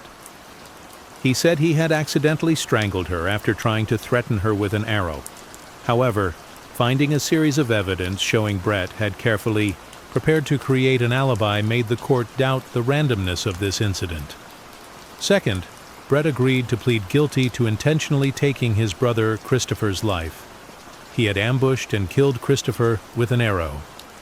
Finally, Alexander's death was claimed to be an accident. Brett testified that he had no idea Alexander would be at the scene. At the hearing, Brett would read a prepared letter expressing regret for his wrongful actions. He emphasized that he was extremely remorseful and wanted to make amends for the mistakes he had caused. As he paused, the judge showed sympathy for the killer's apology. Brett cried, trying to portray the image of a repentant person, though it was apparent he was trying to demonstrate remorse. Was it genuine? Many people believed Brett was simply putting on an act to reduce his punishment. Not only his own family, but even those close to the Ryan family had turned their backs on him. They could never forgive the cruel actions Brett had committed. After the trial, in July 2017, Brett Ryan was sentenced to life imprisonment. Story 4 ends. The early hours of July 23, 2015, a 911 dispatch center in Broken Arrow, Oklahoma, received a frantic call from a 12-year-old boy. In a panic-stricken voice, he reported that one of his older brothers had lost control and was attacking family members with an axe. While he was still on the phone, there was the sound of a door opening, followed by a terrifying scream, and then the call went dead. This is the story of Robert and Michael Bever, two brothers who had been harboring plans to murder their entire family for months before the tragedy unfolded. The Bever family lived in a large two-story house at 709 Magnolia Court.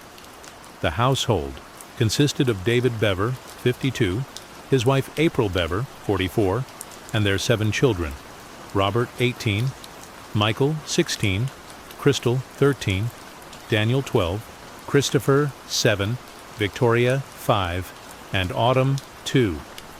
The Beavers lived an extremely isolated life. Neighbors rarely saw them, and if anyone asked about the family, the only response was that they were unusually reclusive. David and April constantly instilled in their children the belief that the outside world was dangerous, to the point where none of the children were allowed to attend school. Instead, April took on the responsibility of homeschooling, though the quality of education was questionable, as she simply downloaded worksheets from the internet for the children to complete on their own. This isolation and disconnection from the outside world would prove to be a crucial element in this tragedy. Confined within the walls of their home, with no external contact beyond their immediate family, the children were deprived of basic social experiences and norms. Without real-world interactions, their sense of right and wrong became distorted, making them more susceptible to negative influences.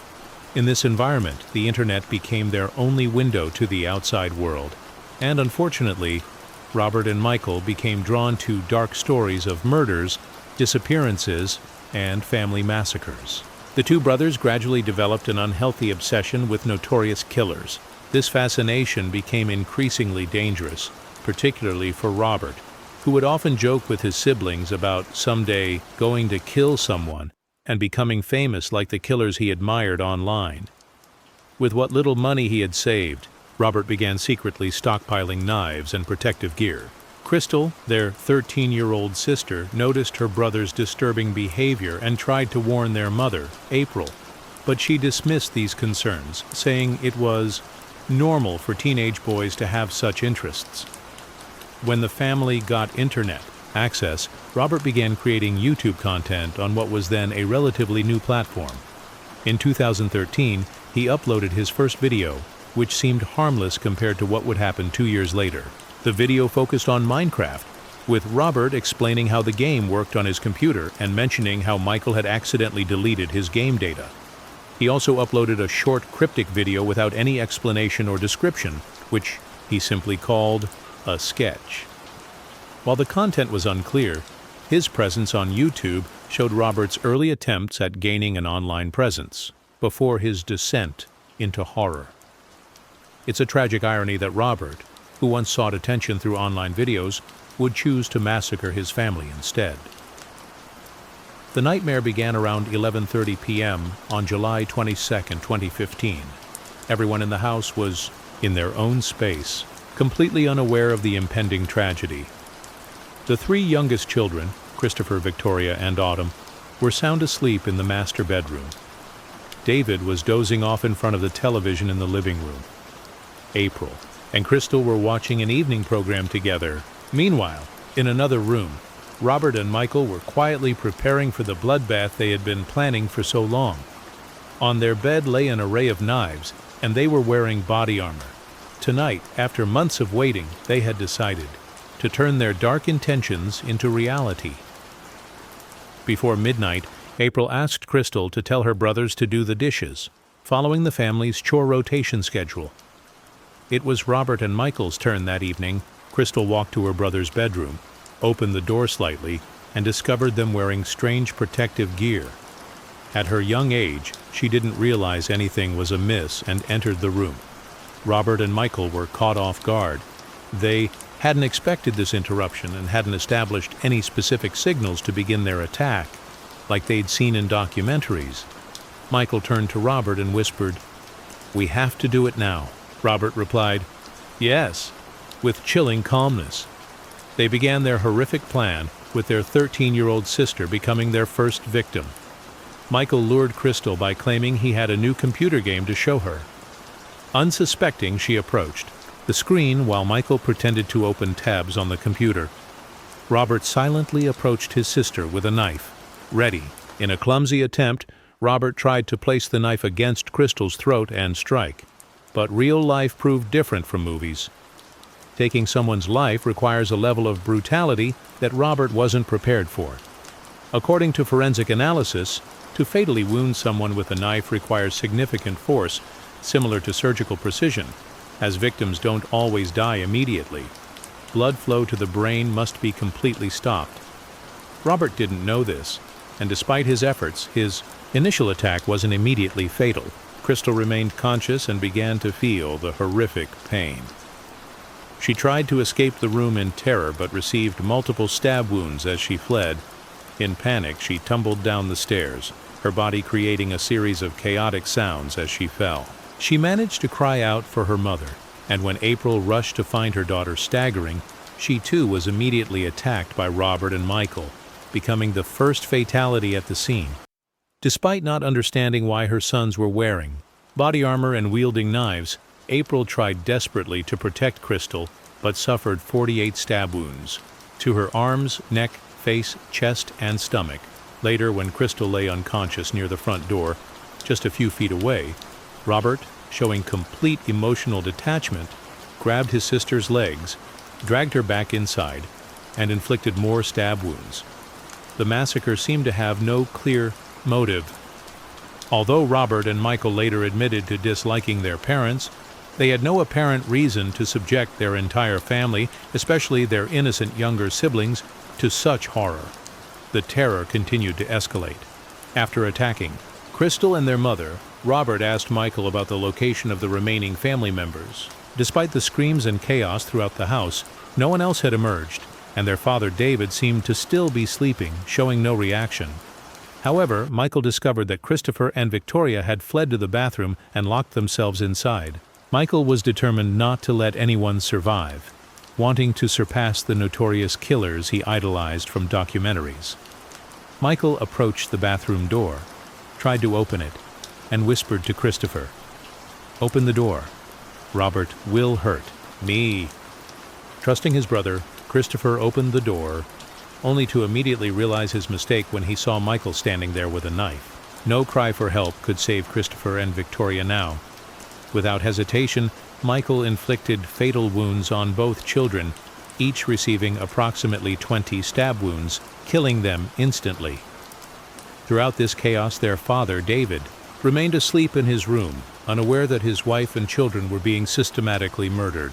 Despite the strange noises from the stairway, he hadn't checked what was happening, completely oblivious to the tragedy unfolding in his own home. Much later, after hearing the unusual sounds, David finally woke up. Still groggy from his short sleep and not fully alert, he stepped out of his room, trying to understand what was happening in the house. At that moment, he encountered Robert, who quickly attacked him with 28 stab wounds. David fell to the floor with no chance to defend himself. At this point, only 3 members of the Bever family remained alive.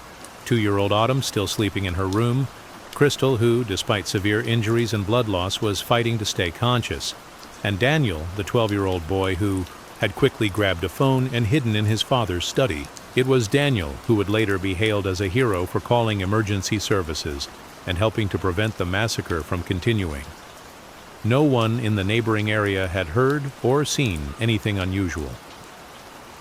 Daniel, hiding under his father's desk, made the crucial 911 call that would later be released to the public. In this brief call, the boy whispered, "Help. Help. My brother is attacking my family.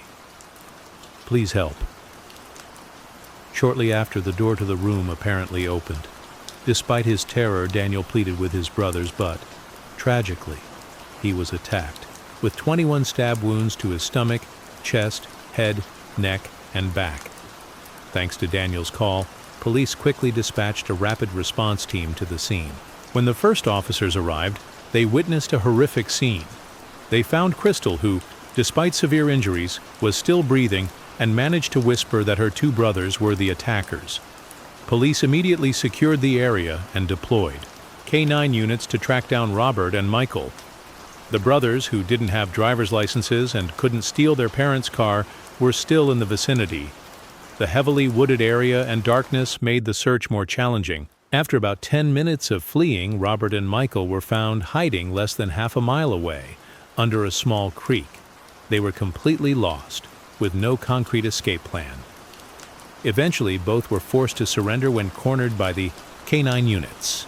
During the arrest, Michael suffered minor injuries from a police dog, while Robert showed no fear or remorse. Instead, he appeared proud of what he had done.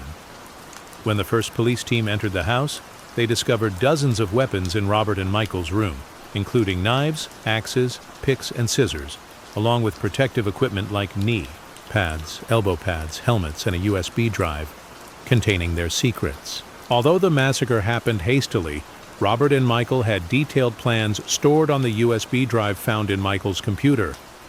The contents revealed intentions for a massacre even larger than the notorious Columbine High School shooting in 1999, where 15 people were killed and 24 were injured. Despite the significant difference between shooting up a high school and massacring one's family, Robert and Michael harbored these ambitious plans, even though they didn't have guns at the time.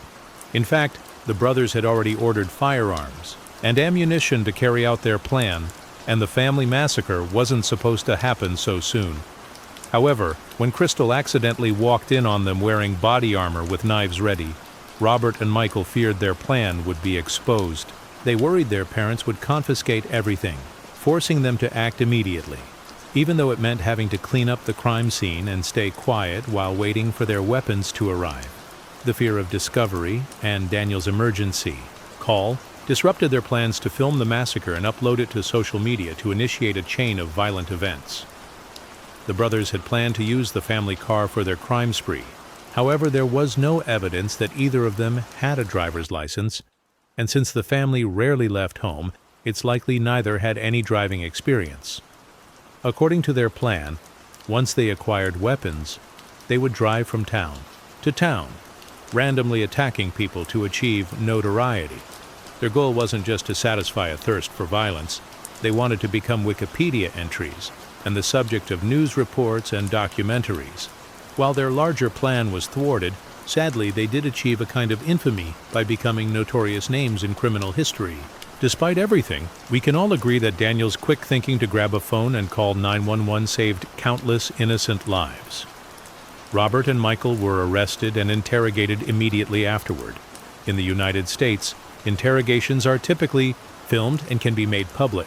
When the Bever brothers' plans were revealed, their attempts at defense were noteworthy.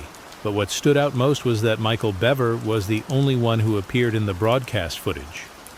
In the video, Michael, a frail-looking 16-year-old who appeared ashamed of his situation, blamed his brother Robert, claiming Robert was the mastermind and that the plan had only begun on June 30th, less than a month before the massacre. Michael portrayed himself as someone who got caught up in the crime, claiming he had no choice but to participate for fear that if he didn't, Robert would kill him like the others. Michael admitted to possibly stabbing some family members, but described it as an act of losing control in a crazy world. Robert's attitude was completely opposite to Michael's. He showed pride in what he had done and provided detailed accounts of the events, giving investigators a clear picture of what happened. When questioned about harming his family members, Robert didn't hesitate to confess, even mentioning that he had planned to decapitate his youngest sister, Autumn, who only survived because she was asleep and the brothers forgot about her in their frenzy. While Michael offered no clear justification for his actions, Robert had many reasons for hating his parents. According to Robert, his parents were cruel people who didn't love their children. He even believed his mother had 7 children just to collect tax benefits and social welfare. Robert described a dark home life filled with neglect and violence. He claimed his parents not only ignored his paranoid fears about the outside world, but also regularly used physical punishment. In one instance, he recalled how David had pushed him down the stairs just for forgetting to turn off a light. In court, a major question arose. Could the toxic family environment with signs of psychological disorders and parental abuse serve as mitigating circumstances for Robert and Michael? Or should their youth, especially Michael's, influence whether the U.S. justice system would give them a second chance? However, from the start, the Oklahoma justice system was clear in its decision. Robert and Michael would be tried as adults because their crimes were premeditated and planned, with intentions to commit even more horrific acts. Robert, as the eldest at the time of the crime, faced the death penalty for being considered the mastermind and showing no remorse. He never shed a tear for his family, nor expressed any regret for his actions, in complete contrast to Michael. Realizing his complete failure, Robert attempted suicide in his cell on June 17, 2016, but was discovered and saved by a guard. After this unsuccessful attempt, Robert decided to plead guilty. Initially, both Robert and Michael had pleaded not guilty, despite overwhelming evidence. They were caught at the scene. Their detailed plans were found on the USB drive, and their fingerprints were everywhere. During interrogation, they confessed to the details but refused to plead guilty, perhaps hoping to use mental illness as a defense and promising not to re-offend. However, this strategy failed in the U.S. justice system because their plans were too well documented, and their actions showed calculation rather than loss of control. Finally, Robert pleaded guilty and received life imprisonment without the possibility of parole. Being deemed too dangerous for rehabilitation, he will spend the rest of his life behind bars, taking full responsibility for his crimes. Michael steadfastly maintained his not guilty plea, with his defense clearly positioning him as merely a follower who was drawn into his brother Robert's actions. To this day, he appears not to fully comprehend the gravity of his crimes. One might be tempted to believe his defense, if not for the drawings discovered in his notebook depicting weapons and murdered victims. Despite his seemingly gentle appearance, this evidence showed that Michael, like Robert, was fully committed to their brutal plan. On August 9, 2018, at age 19, Michael was sentenced to life in prison, but with the possibility of parole after 38 years, contingent upon favorable psychological evaluations. He could potentially be released by 2050. Meanwhile, Crystal and Autumn were adopted by other family members, with the hope that they would grow up in a safer environment and never follow the dark path chosen by their brothers. The story of Robert and Michael Bever ends in profound sadness, with no explanation other than the brutality they learned from true crime documentaries and stories about serial killers on the internet. This case clearly raises serious concerns about proper parenting. Next is a case that occurred in 2017 in Toronto, Canada. At 1:30 a.m. on February 7, 2017, Toronto police received an urgent call about a violent altercation at an apartment in the city. When the patrol unit arrived at the scene, they found 2 Chinese international students had been involved in a serious fight. One was unconscious with severe head injuries and was rushed to a nearby hospital. The other student, and a female student involved, were taken into police custody for questioning. By 1:00 a.m. the next day, devastating news came from the hospital. Despite the doctor's best efforts, the victim had not survived. The sudden death of a young student sent shockwaves through Toronto's international student community. The case drew particular media attention as all parties involved were Chinese international students, with even China's state broadcaster, CCTV, providing detailed coverage of the tragedy. What led these 2 19-year-old Chinese students to such a violent confrontation? What was the relationship between the detained male and female students? And what truths did the student community reveal about the incident? This heartbreaking case began with a romance 2 years earlier, involving the victim, Wang Hai. Wang Hai was a young man from Hunan, China, who was sent by his parents to study in Canada in January 2015. After completing high school, he began studying at the Canada-UK International Language Centre, where students typically complete language training before transferring to local schools. Standing 6 foot 4 inches, with handsome features, Hai was an outgoing and friendly person. However, in his early days abroad, language barriers meant he primarily socialized with other international students in similar situations. Fate intervened one day in August 2015 when Hai visited a karaoke bar in Toronto with friends. There, he met Tan Jingtian, a female international student from Shantou, Guangdong. Though it was their first meeting, they connected immediately through engaging conversation, and soon after they began dating. Hai deeply valued this relationship, showing his affection through generous gifts, from diamond rings and expensive necklaces to designer bags and shoes. He spared no expense to make Jingtian happy. However, contrary to his lavish spending, Hai's family wasn't particularly wealthy. His parents ran an import-export business back in China and also had to support his younger brother. While Hai initially lived frugally in Canada after meeting Jingtian, he began lying to his parents, asking for money under the pretense of needing tuition fees. In less than 2 years of dating, he had spent around $100,000 Canadian, while making no progress in his language studies. Jingtian, the girl who captivated Hai, made slow progress in English during her 2 years in Canada. At 19, she was still studying 11th grade English at Madonna International Academy, where most students and even some teachers spoke Chinese. She stood out among her peers, attending classes only twice a week, but always arriving in elaborate, eye-catching outfits. Though they attended different language schools, classmates often saw Hai accompanying Jingtian to school. He lived frugally in all other aspects, spending money only on gifts and transportation for his girlfriend, all for the sake of her smile. But he never imagined that someone else's appearance would capsize his love boat. This person was Fan Buqiao from Huizhou, Guangdong, who had been in Canada for about 6 years and had attended Madonna Private High School in Toronto, making him Jingtian's schoolmate. He had completed 12th grade in Ontario. Athletic and fond of boxing, he frequently showed off his muscular physique on social media. He was meticulous about his appearance, always wearing sharp suits and carrying a briefcase. To school, classmates had mixed opinions about him.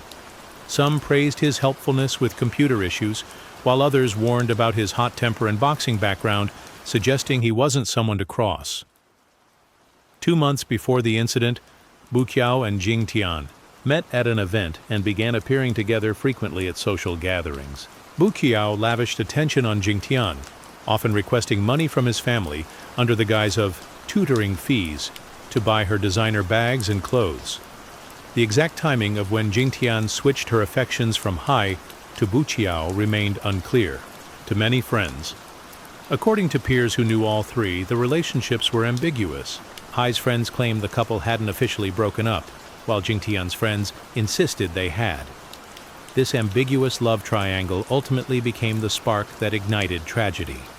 After discovering he had been betrayed, Hai repeatedly sent messages reproaching Jingtian for changing her heart upon meeting someone new and requested to meet her new love interest, Buqiao, to talk. On February 6, 2017, Jingtian and Buqiao went to Hai's home. When the two men met, tempers immediately flared, leading to a heated argument and physical altercation.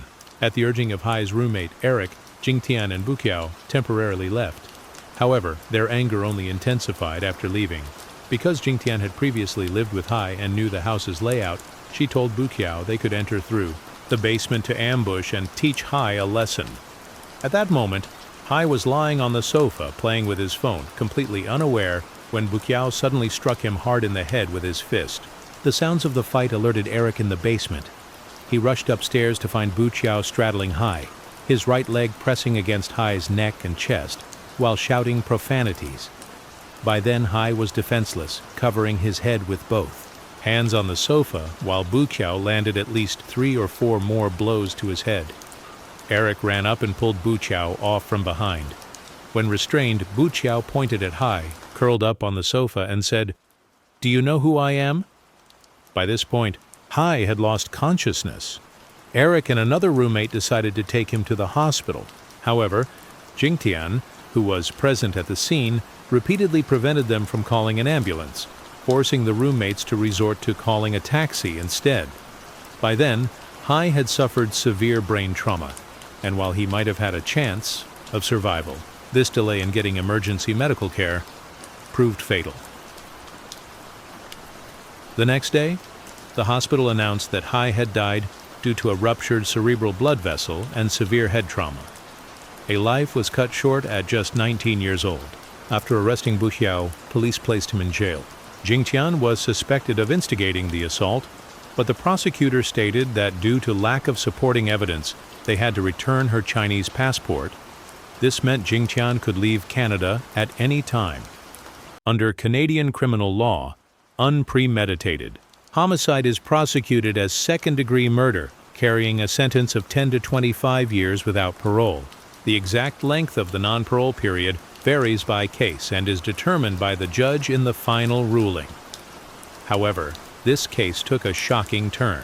The appearance of a key figure led to an unexpected and almost unbelievable outcome in court. This crucial figure was Brian Greenspan, a renowned Toronto lawyer hired by Buqiao's family.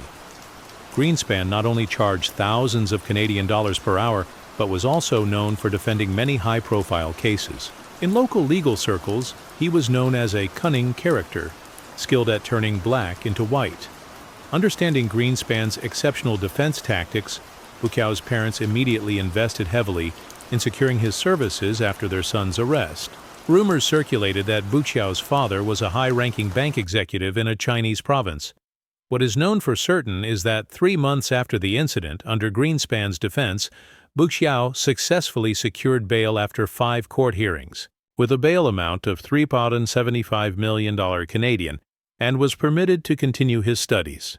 He then lived with his mother and 2 guarantors in a mansion worth over $2 million Canadian dollars in Markham, Canada, attending school while awaiting his new trial. On October 30, 2019, after 2 years and 9 months, the murder case of Chinese student Wang Hai finally reached its final trial. The courtroom was packed with Chinese people. Some were friends of the defendant, Buqiao. Others were friends and family of the victim, Hai. Many Toronto reporters were present to cover the trial. The judge had specially arranged for Mandarin interpreters. The previous day's cross-examination and the closing arguments from both prosecution and defense had concluded. Because the testimonies of defendant Buqiao and Eric, Hai's roommate and key witness, conflicted, the jury needed to determine which account was more credible. This made October 30th a crucial turning point in the case. Buqiao's version claimed that Hai had repeatedly insulted his girlfriend, Jingtian, and he accompanied her to Hai's house, fearing they might fight if she went alone. He said it was there, first meeting, and the fight was unexpected. After being persuaded to leave, he claimed they returned only because he had accidentally left his car keys and cigar at Hai's house. According to Bukiao, when Eric opened the garage door, he apologized to Eric for the earlier fight that had made a mess of the house. Eric then let them in. Bukiao went alone from the basement to the first floor, where he found Hai lying on the sofa playing games. When Hai saw Bukiao, he immediately stood up and demanded, "How did you get into my house?" Bukiao claimed he heard Hai say something but couldn't hear clearly, so he leaned in closer to listen. That's when, according to Bukiao, Hai grabbed his hair and pushed him onto the sofa. Bukiao said he only struck Hai's head and face 2 or 3 times to free himself from Hai's grip before others separated them. However, Eric, Hai's roommate and one of the case's most important witnesses, described the fight very differently. The judge quoted Eric's testimony. Buko had removed his jacket before the fight and made vicious threats about killing Hai. Eric heard commotion from the basement, rushed upstairs, and witnessed Buko straddling Hai and beating him. The prosecution had another witness, Simon, Hai's friend from Fairmont. According to Simon's testimony, he was on the phone with Hai when the fight broke out. Simon said he heard a man shouting either, "Come on, I'll kill you," or "Go ahead, beat me to death," though he couldn't be certain which phrase it was. Regarding these two contradictory phrases Simon heard over the phone, defense lawyer Greenspan and the prosecutor offered different interpretations. Greenspan argued that, "Come on, I'll kill you," was what Simon actually heard, suggesting it demonstrated Hai's jealousy and hatred toward Bukiao over Jingtian's change of heart, wanting to attack Bukiao out of anger.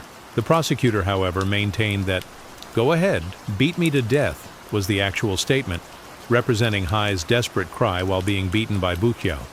However, both of Hai's roommates hadn't clearly heard either phrase. The authenticity of these statements was left for the jury to analyze and decide. If the jury believed Hai made no threats to Bukiao, and Bukiao was the aggressor, this would satisfy one of the conditions for second-degree murder. But if the jury believed Hai attacked first, and Bukiao fought back in self-defense, then it would be considered legitimate self-defense. The judge also pointed out that this case was particularly complex because there were 2 physical altercations between Bukiao and Hai, separated by about 20 minutes. After the first fight, aside from some neck pain, Hai's behavior remained normal. The cause of Hai's death was a ruptured neck artery, leading to severe cerebral hemorrhage. After deliberation, the jury reached their final verdict. Bukiao was guilty of manslaughter. The verdict suggested that the jury neither fully believed Bukiao's claim of self-defense nor fully accepted the prosecution's argument that Bukiao intentionally meant to kill Hai. Bukiao was sentenced to just 5 years in prison. The judge stated in court that while Bukiao had hoped to continue his studies in Canada after serving his sentence, this plan would no longer be possible. As a convicted criminal, his university would no longer accept such a dangerous student, and upon parole, he would be immediately deported back to China. When local media reported Bukiao's sentence, it immediately sparked public discussion online. Some commented that Bukiao's lawyer was truly skilled. With a 5-year sentence, he could apply for parole after serving just 1/3, about a year, and considering time already served, he could be released very soon. On the victim's side, Hai's mother broke down crying in court, saying the verdict was unfair and unacceptable.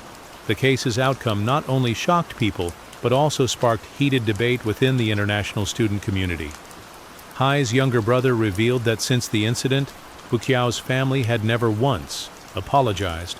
In court, Bukiao stated that he had always wanted to apologize to Hai's family, but was prevented by his lawyer due to legal procedures. He said he would be haunted by this incident for the rest of his life. This case serves as a profound warning for young students studying abroad. Life in a foreign land offers not only opportunities and dreams, but also challenges and temptations. Don't let momentary, impulsive decisions destroy a bright future that took years to build. Story 5 on October 7, 2014, 3 friends met up at Mount Ruifang in Taoyuan City, Taiwan, to fly their remote-controlled planes. However, Their enjoyment was short-lived when one of them, Qishang, experienced trouble. His plane crashed twice, in the same empty area on the mountaintop. Despite a thorough inspection revealing no technical issues, Xiang decided to continue flying. An hour later, when another friend named Lu Rangfu was carefully guiding his plane back, something strange occurred. Just as it flew over the area where Xiang's plane had crashed, Rangfu's plane suddenly lost control and plummeted to the ground. Remarkably, this was the third crash in exactly the same spot within 1 hour. The three friends exchanged puzzled looks, believing such coincidences couldn't be mere chance. Suspecting possible interference from nearby devices, the group decided to investigate the crash site. They quickly found Rangfu's plane in a muddy hole, overgrown with weeds. Fortunately, the device only suffered minor damage and could be repaired. After surveying the surroundings and finding nothing unusual, the group prepared to head down the mountain. At that moment, Rangfu noticed something strange in the muddy hole. What appeared to be an animal bone at first glance. Curious, he moved closer for a better look. When he realized it was a human leg bone, surrounded by scattered brownish-yellow hair. Lu Rangfu froze in shock, his mouth agape, his body trembling in horror. The other two quickly rushed over. They immediately felt a chill run down their spines. One of them took out his phone and called the police right away. At 3:30 p.m., a team of investigators from the Longtan Taoyuan Investigation Department quickly arrived at the scene. Among them was forensic expert Xiao Keping, a renowned figure in the field with numerous successful cases, and his assistant. With the composure of a seasoned professional, Xiao Keping slowly approached the exposed bones, his white-gloved hands moving cautiously and methodically. The investigation team worked diligently for 3 hours until darkness forced them to temporarily suspend the excavation. The uncovered portions revealed several significant findings. The victim's left leg bones, neck bones, and foot bones were found in the upper soil layer. Noting that the rest of the remains lay deeper in the ground and wanting to preserve as much evidence as possible, the investigation team decided to continue their work the next day. That night, the Longtan police chief quickly implemented measures to secure the scene. Police tape was placed around the area where the body was discovered, and officers were assigned to guard the site overnight. Simultaneously, he announced the formation of Special Investigation Team 107 to focus on the case. The next morning, excavation work resumed. After 2 hours of meticulous work, the entire body was finally unearthed. During the dig, investigators made another significant discovery. Several pieces of women's clothing were found in the soil layer beneath the body. However, these garments had been severely degraded by time, with considerable color fading. Notably, there was a layer of soil separating the clothes from the skeleton, preventing investigators from immediately concluding they belonged to the same person. Beyond these mysterious clothes, the scene yielded no other clues to help identify the victim. By noon, the remains and clothing were transferred to Keping's laboratory in Taoyuan for his team's detailed examination. After 6 hours of thorough analysis, the forensics team provided preliminary conclusions. The skeleton measured 5'1", was found in a curled position, and had no clothing. Based on body proportions and the remaining 12-inch brownish-yellow hair on the skull, they identified the victim as female. The victim's mouth showed signs of dental work, including fillings and artificial teeth. Based on these characteristics, experts estimated the victim's age to be around 60. The body's pelvic and waist areas still retained some muscle tissue, while other limbs and internal organs had completely decomposed. From the state of decomposition, they estimated the time of death to be approximately 6 months prior. Regarding the cause of death, forensic expert Keping needed more time for determination. However, with years of experience and professional intuition, the investigators strongly suspected this was a case of murder, with attempted concealment of the body. While the victim's identity remained unknown, Keping's meticulous examination revealed crucial findings. The victim had severe head trauma, damage to the occipital bone, and clear signs of hemorrhaging in the dura mater inside the skull. All these indicators confirmed the police's initial hypothesis. This was indeed a murder case, with the victim being brutally killed before being buried on scenic Mount Rufang. The incident quickly made headlines with sensational titles like "Murder and Burial," sending shockwaves through the community. Mount Rufang, once a popular tourist destination, suddenly became deserted, as locals unanimously declared they would avoid the area. Following directives from superiors, the Special Investigation Team recognized the urgent need to identify the victim. Unexpectedly, things seemed to progress quite smoothly. After checking missing persons records from the past 6 months, police narrowed down to a woman whose characteristics matched the case. Mrs. Lee, known as a female tycoon, Yang Mei.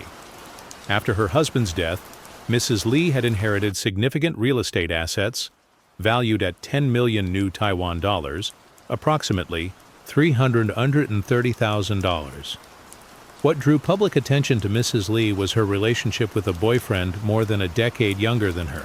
The romance between the wealthy woman and the young man quickly became a hot topic of discussion throughout Taiwan.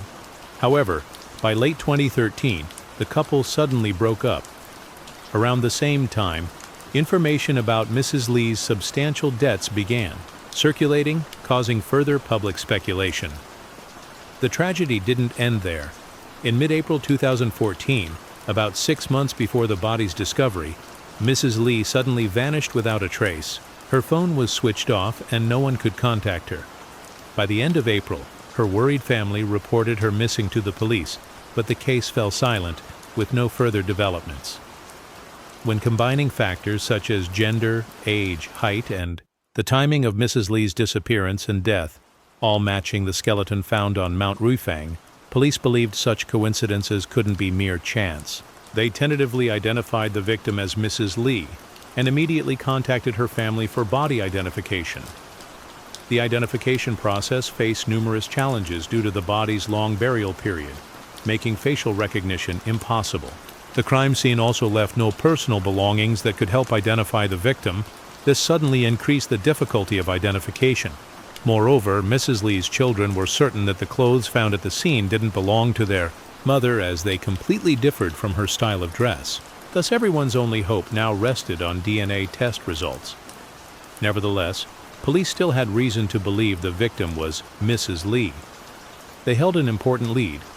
Mrs. Lee's young boyfriend had also mysteriously disappeared in June 2014, just 2 months after her disappearance. Notably, rumors suggested that 1 million new Taiwan dollars, nearly $33,000 in savings, had been transferred from Mrs. Lee's account to her young boyfriend's account. While waiting for DNA results, police focused their investigation on Mrs. Lee's young boyfriend. The Taiwan media quickly seized on the story with sensational keywords like wealthy woman, young boyfriend, murder, and burial, continuously publishing stories with embellished, exaggerated details. Local residents seemed to forget their initial horror at discovering the white bones, replaced instead by speculation and fabrications that made the truth increasingly unclear and unpredictable. While police were confident the case was nearly solved, on the afternoon of October 12th, DNA test results reversed all previous theories. The skeletal remains were confirmed to be 100% not Mrs. Lee's. Furthermore, based on DNA analysis, the victim's age range was adjusted to between 35 and 60 years old. This result sent the case, which had seemed nearly solved, back to square one. Surprisingly, Mrs. Lee's boyfriend suddenly appeared at the police station, strongly proving his innocence. Meanwhile, the seemingly blameless media continued publishing articles about the inefficiency of the investigation, successfully creating public pressure that made the police even more tense. During this time, all eyes turned to the investigation team's next move, waiting to see where they would find their breakthrough. In this situation, forensic expert Kai Ping proposed a new theory. He recalled an important sign from the autopsy. The victim's teeth had been treated, particularly a relatively recent filling in the upper left jaw. From this, he posed a question. Could the victim's dental records still be preserved at any dental clinic? Typically, legitimate dental clinics maintain patient dental molds for future treatment purposes. Keeping's hypothesis received unanimous support from the expert team. On October 16th, police immediately took action, distributing thousands of search notices and widely broadcasting the victim's dental characteristics on television channels, hoping to find someone who could provide information. Simultaneously, the Special Investigation Team launched a large-scale dragnet investigation campaign. Investigators worked with over 100 hospitals and dental clinics across Hsinchu, Taoyuan, Taipei, and New Taipei areas. However, after more than 10 days of intensive searching, they had yet to achieve any significant results. Facing the situation, police began expanding their investigation scope, posing new hypotheses. Could the victim be a foreigner, or had they possibly sought treatment at unofficial private clinics? If so, would this make tracking down leads even more difficult? The case seemed to have hit a dead end. But then, a miracle occurred. During his day off, a police officer from the Special Investigation Team had a toothache and visited a clinic near his home, one in the area he had previously investigated. This officer had been to this clinic before, talking with the staff, but finding no leads related to the case. While waiting for his turn, he witnessed a middle-aged man enter and engage in friendly conversation with the doctor at the reception desk. Through the conversation he overheard, the officer learned that this visitor was also a dentist, working at a private clinic in the Luju area. To supplement his income, he frequently took additional cases in neighboring areas. Following his professional instinct, the officer immediately had an idea. He approached the dentist and showed him a photo of the victim's teeth on his phone. A surprising breakthrough occurred. With just a glance, the dentist recognized these as belonging to a patient he had treated. The police officer was stunned, not expecting his chance attempt would lead to such an important lead. Without hesitation, the dentist took the officer to his clinic. After searching through old medical records, he found the X-ray. The patient in the file was named Jung Milan. The police quickly brought the X-ray back to the laboratory for comparison. The results showed that the characteristics of missing and filled teeth perfectly matched those of the white skeleton found on Mount Ruifang. They immediately contacted Milan's family to conduct DNA testing. The final results confirmed. The victim was Jung Milan. Investigation revealed that Milan was 41 years old, married with 3 children, and worked in sales. According to family and friends, she had excellent business acumen and was the family's financial backbone. In contrast, her husband was just an ordinary employee with a modest salary. Within the family, Milan was known for her strong and decisive personality, often controlling most family matters. However, to outsiders, she always presented herself as a friendly, sociable woman who was well liked by neighbors. However, according to neighbors, starting in 2013, Milan began showing notable changes in her lifestyle. She started paying more attention to her appearance when going out, and many witnesses saw her frequently bringing different men home. As for her husband, he appeared rather weak when discovering he was being cheated on, but chose to remain silent, primarily due to his insecurity about earning less money than his wife. On August 2, 2014, Milan suddenly disappeared. 9 days later, on August 11th, her husband finally reported it to the police. Notably, why had police overlooked Milan's case when reviewing missing persons files? Later, police admitted this was an investigative oversight. The initial autopsy estimated the victim's age at around 60, causing Milan's file, a 41-year-old woman, to be automatically excluded from the investigation list. Even after the age range was adjusted to between 35 and 60, police had forgotten to review previously excluded files.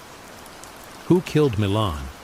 Police began by reviewing security cameras near Mount Ruifang's entrance during the period before, and after her disappearance, but found no suspicious vehicles. They shifted their focus to investigating the victim's call history. A crucial discovery emerged. At 2:21 a.m. on August 2nd, Milan had attempted to contact a phone number unsuccessfully. 10 minutes later, at 2:31 a.m., she called for a taxi. This was the last call recorded on her phone. Through verification with the telecommunications company, the number Milan had called before ordering the taxi belonged to Huang Jinhe, a wealthy businessman in the Longtan area. Information from the taxi company showed Milan's destination was a 4-story villa on Datong Road in Longtan. Notably, this villa's owner was also Jinhei. Police found the taxi driver from that night. According to his recollection, Milan appeared to have been drinking heavily that night. Concerned for his passenger's safety, the driver had offered to wait but was refused. With these clues, Jinhei became a key figure in the case, as he was likely the last person to have contact with Milan before her disappearance. The question arose, was he the perpetrator? And particularly, what was the true nature of the relationship between Huang Jinhei and Milan? Huang Jinhei, 43, was married to Jiang Wenjuan and had 2 sons. Initially, he was just a cement truck driver but later quit to open his own cement store. He not only had business acumen, but was also skilled at building relationships. As a result, his business flourished and he became a wealthy entrepreneur. People often called him the Cement King. When questioned by police, Jinhei denied any involvement in the case. He claimed he had gone to bed early that night and hadn't received any calls from Milan. Moreover, he insisted he had never hosted Milan at his home and that their relationship was purely friendship. However, Jinhei's panicked demeanor made police more convinced he was lying. Through thorough investigation, they uncovered an illicit relationship between Jinhei and Milan.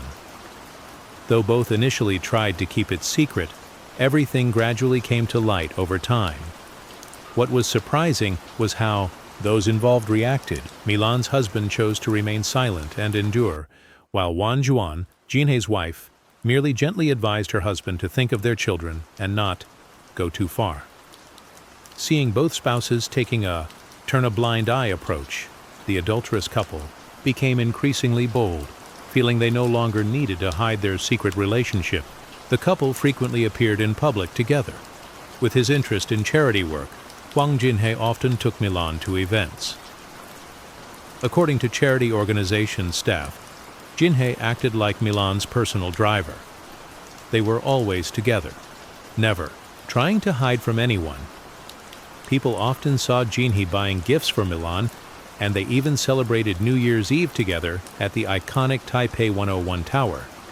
Particularly shocking was an incident where someone overheard Milan telling her child to call Jinhei Dad. However, according to charity staff, about 6 months earlier, the couple suddenly stopped appearing together, and no one knew why. Although police suspected this was a crime of passion, they lacked direct evidence and couldn't obtain a warrant to search Jinhei's home. Another complication was that the crime had occurred nearly 3 months ago, and most private security cameras only store footage for 1 month. This meant using surveillance cameras to reconstruct the truth was practically impossible. Police felt powerless about this situation, but, as the saying goes, those with a clear conscience fear no midnight knock, while those who have committed wrongs live in fear and naturally reveal flaws. On November 11th, police discovered Jinhei had applied for a visa to Nanning, Guangxi, claiming it was for business negotiations, but he was planning to travel with his entire family. This clearly indicated an attempt to flee. Faced with this urgent situation, police finally decided to act. They brought Jinhei in for questioning, under the pretext of cooperating with the investigation, while simultaneously conducting a thorough search of his house. Technical specialists discovered several bloodstains that had been cleaned from the third-floor staircase railing and walls. After testing, these bloodstains were confirmed to belong to Milan. From this, police determined this was likely the primary crime scene. Additionally, large blood traces were detected under the back seat of Jinhei's car. However, even when confronted with this evidence, he continued to adamantly deny killing Milan. He admitted lying earlier but insisted they had cut off contact long ago. He claimed the bloodstains on the floor might have been from when Milan injured herself while drunk. The police were not easily convinced by Jinhei's explanation, so they decided to seek leads from his family members. Jinhei's 2 sons firmly denied any involvement in Milan's death, but their decisive attitude seemed rehearsed. Meanwhile, Wan Juan, Jinhei's wife, claimed ignorance verbally, but her eyes betrayed signs of anxiety. Recognizing Wanjuan's vulnerability, police focused their investigation on her, and soon the truth began to emerge. Wanjuan confessed that on August 2, 2014, Milan had come to their home, causing a disturbance. During an argument, Jinhei had struck Milan until she lost consciousness. Afterward, he and his eldest son took her to Mount Ruifang to kill and bury her. However, Wanjuan emphasized that Jinhei had initially intended to take Milan to the hospital. Unexpectedly, during the drive, Milan regained consciousness and engaged in a violent struggle with Jinhei, even threatening to take their entire family down with her. In that critical moment, Wanjuan claimed Jinhei accidentally strangled her to death. Immediately after obtaining Wanjuan's statement, police moved to interrogate Jinhei's eldest son. Confronted with his mother's testimony, Huang Bishun finally dropped his resistance and admitted, in detail, how he had helped his father dispose of the victim's body. When police presented both mother and son statements to Jinhei, he completely broke down and confessed to the entire sequence of his crime. According to Jinhei's confession, in November 2012, he and Milan met at a parent-teacher meeting at school and exchanged contact information. Initially, they only discussed their children's education privately, but later developed feelings for each other and became lovers. Jinhei said he enjoyed being with Milan, but never considered divorcing his wife. When Milan suggested he divorce his wife, he firmly refused. During this period, they had many disagreements. By July 2014, Jinhei discovered that besides him, Jung Milan had 2 other lovers. Feeling deeply betrayed, he decided to end the relationship. But Milan disagreed, trying every way to hold on to him, though Jinhei remained resolute in his decision to break up. In the early hours of August 2, 2014, Milan had been drinking heavily. She called Jinhei, but when he didn't answer, she went directly to his house. At 2:51 a.m., Milan got out of the taxi and went straight to the 4th floor of Jinhei's house. As she had a key, she took it out and let herself in. At that time, Jinhei's eldest son, Bishun, was playing on his phone in his bedroom. When he heard movement outside and thought it was a burglar, he grabbed a baseball bat. But when the door opened, he found a middle-aged woman who reeked of alcohol. Milan asked Bishun where his father was, but Bishun confronted her about daring to break into someone's home at night. Their argument grew increasingly loud, waking Jinhei and Wanjuan, who were sleeping on the 3rd floor. When Milan saw Jinhei, she lost control of her emotions, frantically demanding to know why he was treating her this way. Jinhei angrily pushed Milan and threatened that if she continued making noise, she would pay dearly. Milan became enraged and lunged toward Wanjuan, who was standing nearby, attempting to attack her. Seeing his mother being attacked, Bishun immediately rushed forward to pull Milan away but was bitten hard on the arm. Jinhei ran to the kitchen, grabbed a fruit knife, intending to stab Milan, but Bishun managed to stop him in time. Jinhei then picked up the baseball bat from the floor and struck Milan hard on the back of her neck. Milan fell but appeared to still be conscious, mumbling that she wanted to go home. Wanjuan tried to call emergency services but was stopped by Jinhei. After an argument, Jinhei finally agreed to take Milan to the hospital, with his eldest son, Bishun, accompanying them. Wanjuan felt that Jinhei might do something extreme and warned her son to remind his father to stay calm and not do anything reckless. At 3:22 a.m., Jinhei and his son carried Milan to the family car. But just after they started driving, Milan suddenly regained consciousness and began screaming hysterically, threatening to die together with Jinhei. Jinhei turned the car around and drove to an empty lot. He told his son, Bishun, to stay in the car while he dragged Milan to a spot several dozen yards from the vehicle. From the car, Bishun witnessed his father kneeling down and strangling Milan until she stopped moving. After confirming Milan was dead, Jinhei called Bishun to help. Then, father and son carried the body into the car and drove to the burial site. Around 4 a.m., they arrived at Mount Ruifang. Jinhei dug a shallow hole with his hands, first stripped all the clothes from Milan's body, then buried the body in the hole, covering it with weeds to conceal it. Jinhei hurriedly took his son home and confessed everything to Wanjuan.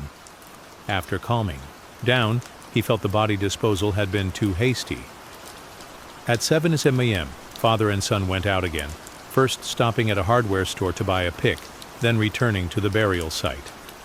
This time, Jinhei dug a hole about 16 inches deep and reburied the body. Afterward, they disposed of Milan's clothes, the murder weapon, and the digging pick in various trash bins along the road, then thoroughly cleaned the car at home. Wanjuan also cleaned up carefully, wiping away bloodstains from the staircase and handrail, trying to erase all traces of the crime. And so, that night, Milan vanished forever from this world. In December 2014, prosecutors charged Huang Jinhei with murder. Jiang Wanjuan was also charged for helping him conceal the crime. Their son, Huang Bishun, who participated in disposing and burying the body but was under 18, was ultimately transferred to juvenile court for trial. In the initial trial, Jinhei was sentenced to life imprisonment. However, during his incarceration, he displayed apparent remorse in public view, such as copying Buddhist scriptures daily. Based on this behavior, the appeals court modified his sentence from life imprisonment to 15 years and 8 months in prison, and ordered him to pay compensation of 7 million new Taiwan dollars, approximately $230,000, to the victim's family. As for Jiang Wanjuan, although she was suspected of concealing a crime, the court considered that she had not actively participated and had repeatedly urged Jinhei to take Milan to the emergency room during the incident. Additionally, she was the first to reveal the truth to the police, which was considered an act of redemption. Therefore, the court dismissed the charges against her. As for Huang Jinhei's son, Huang Bishun, since he did not directly participate in the murder, the juvenile court ultimately decided to place him under protective supervision. The Rifang Mountain case is a painful reminder of how a toxic relationship can lead to tragedy. What started as a chance encounter at a parent-teacher conference turned into a destructive affair that ultimately not only claimed a life, but also tore apart the families involved.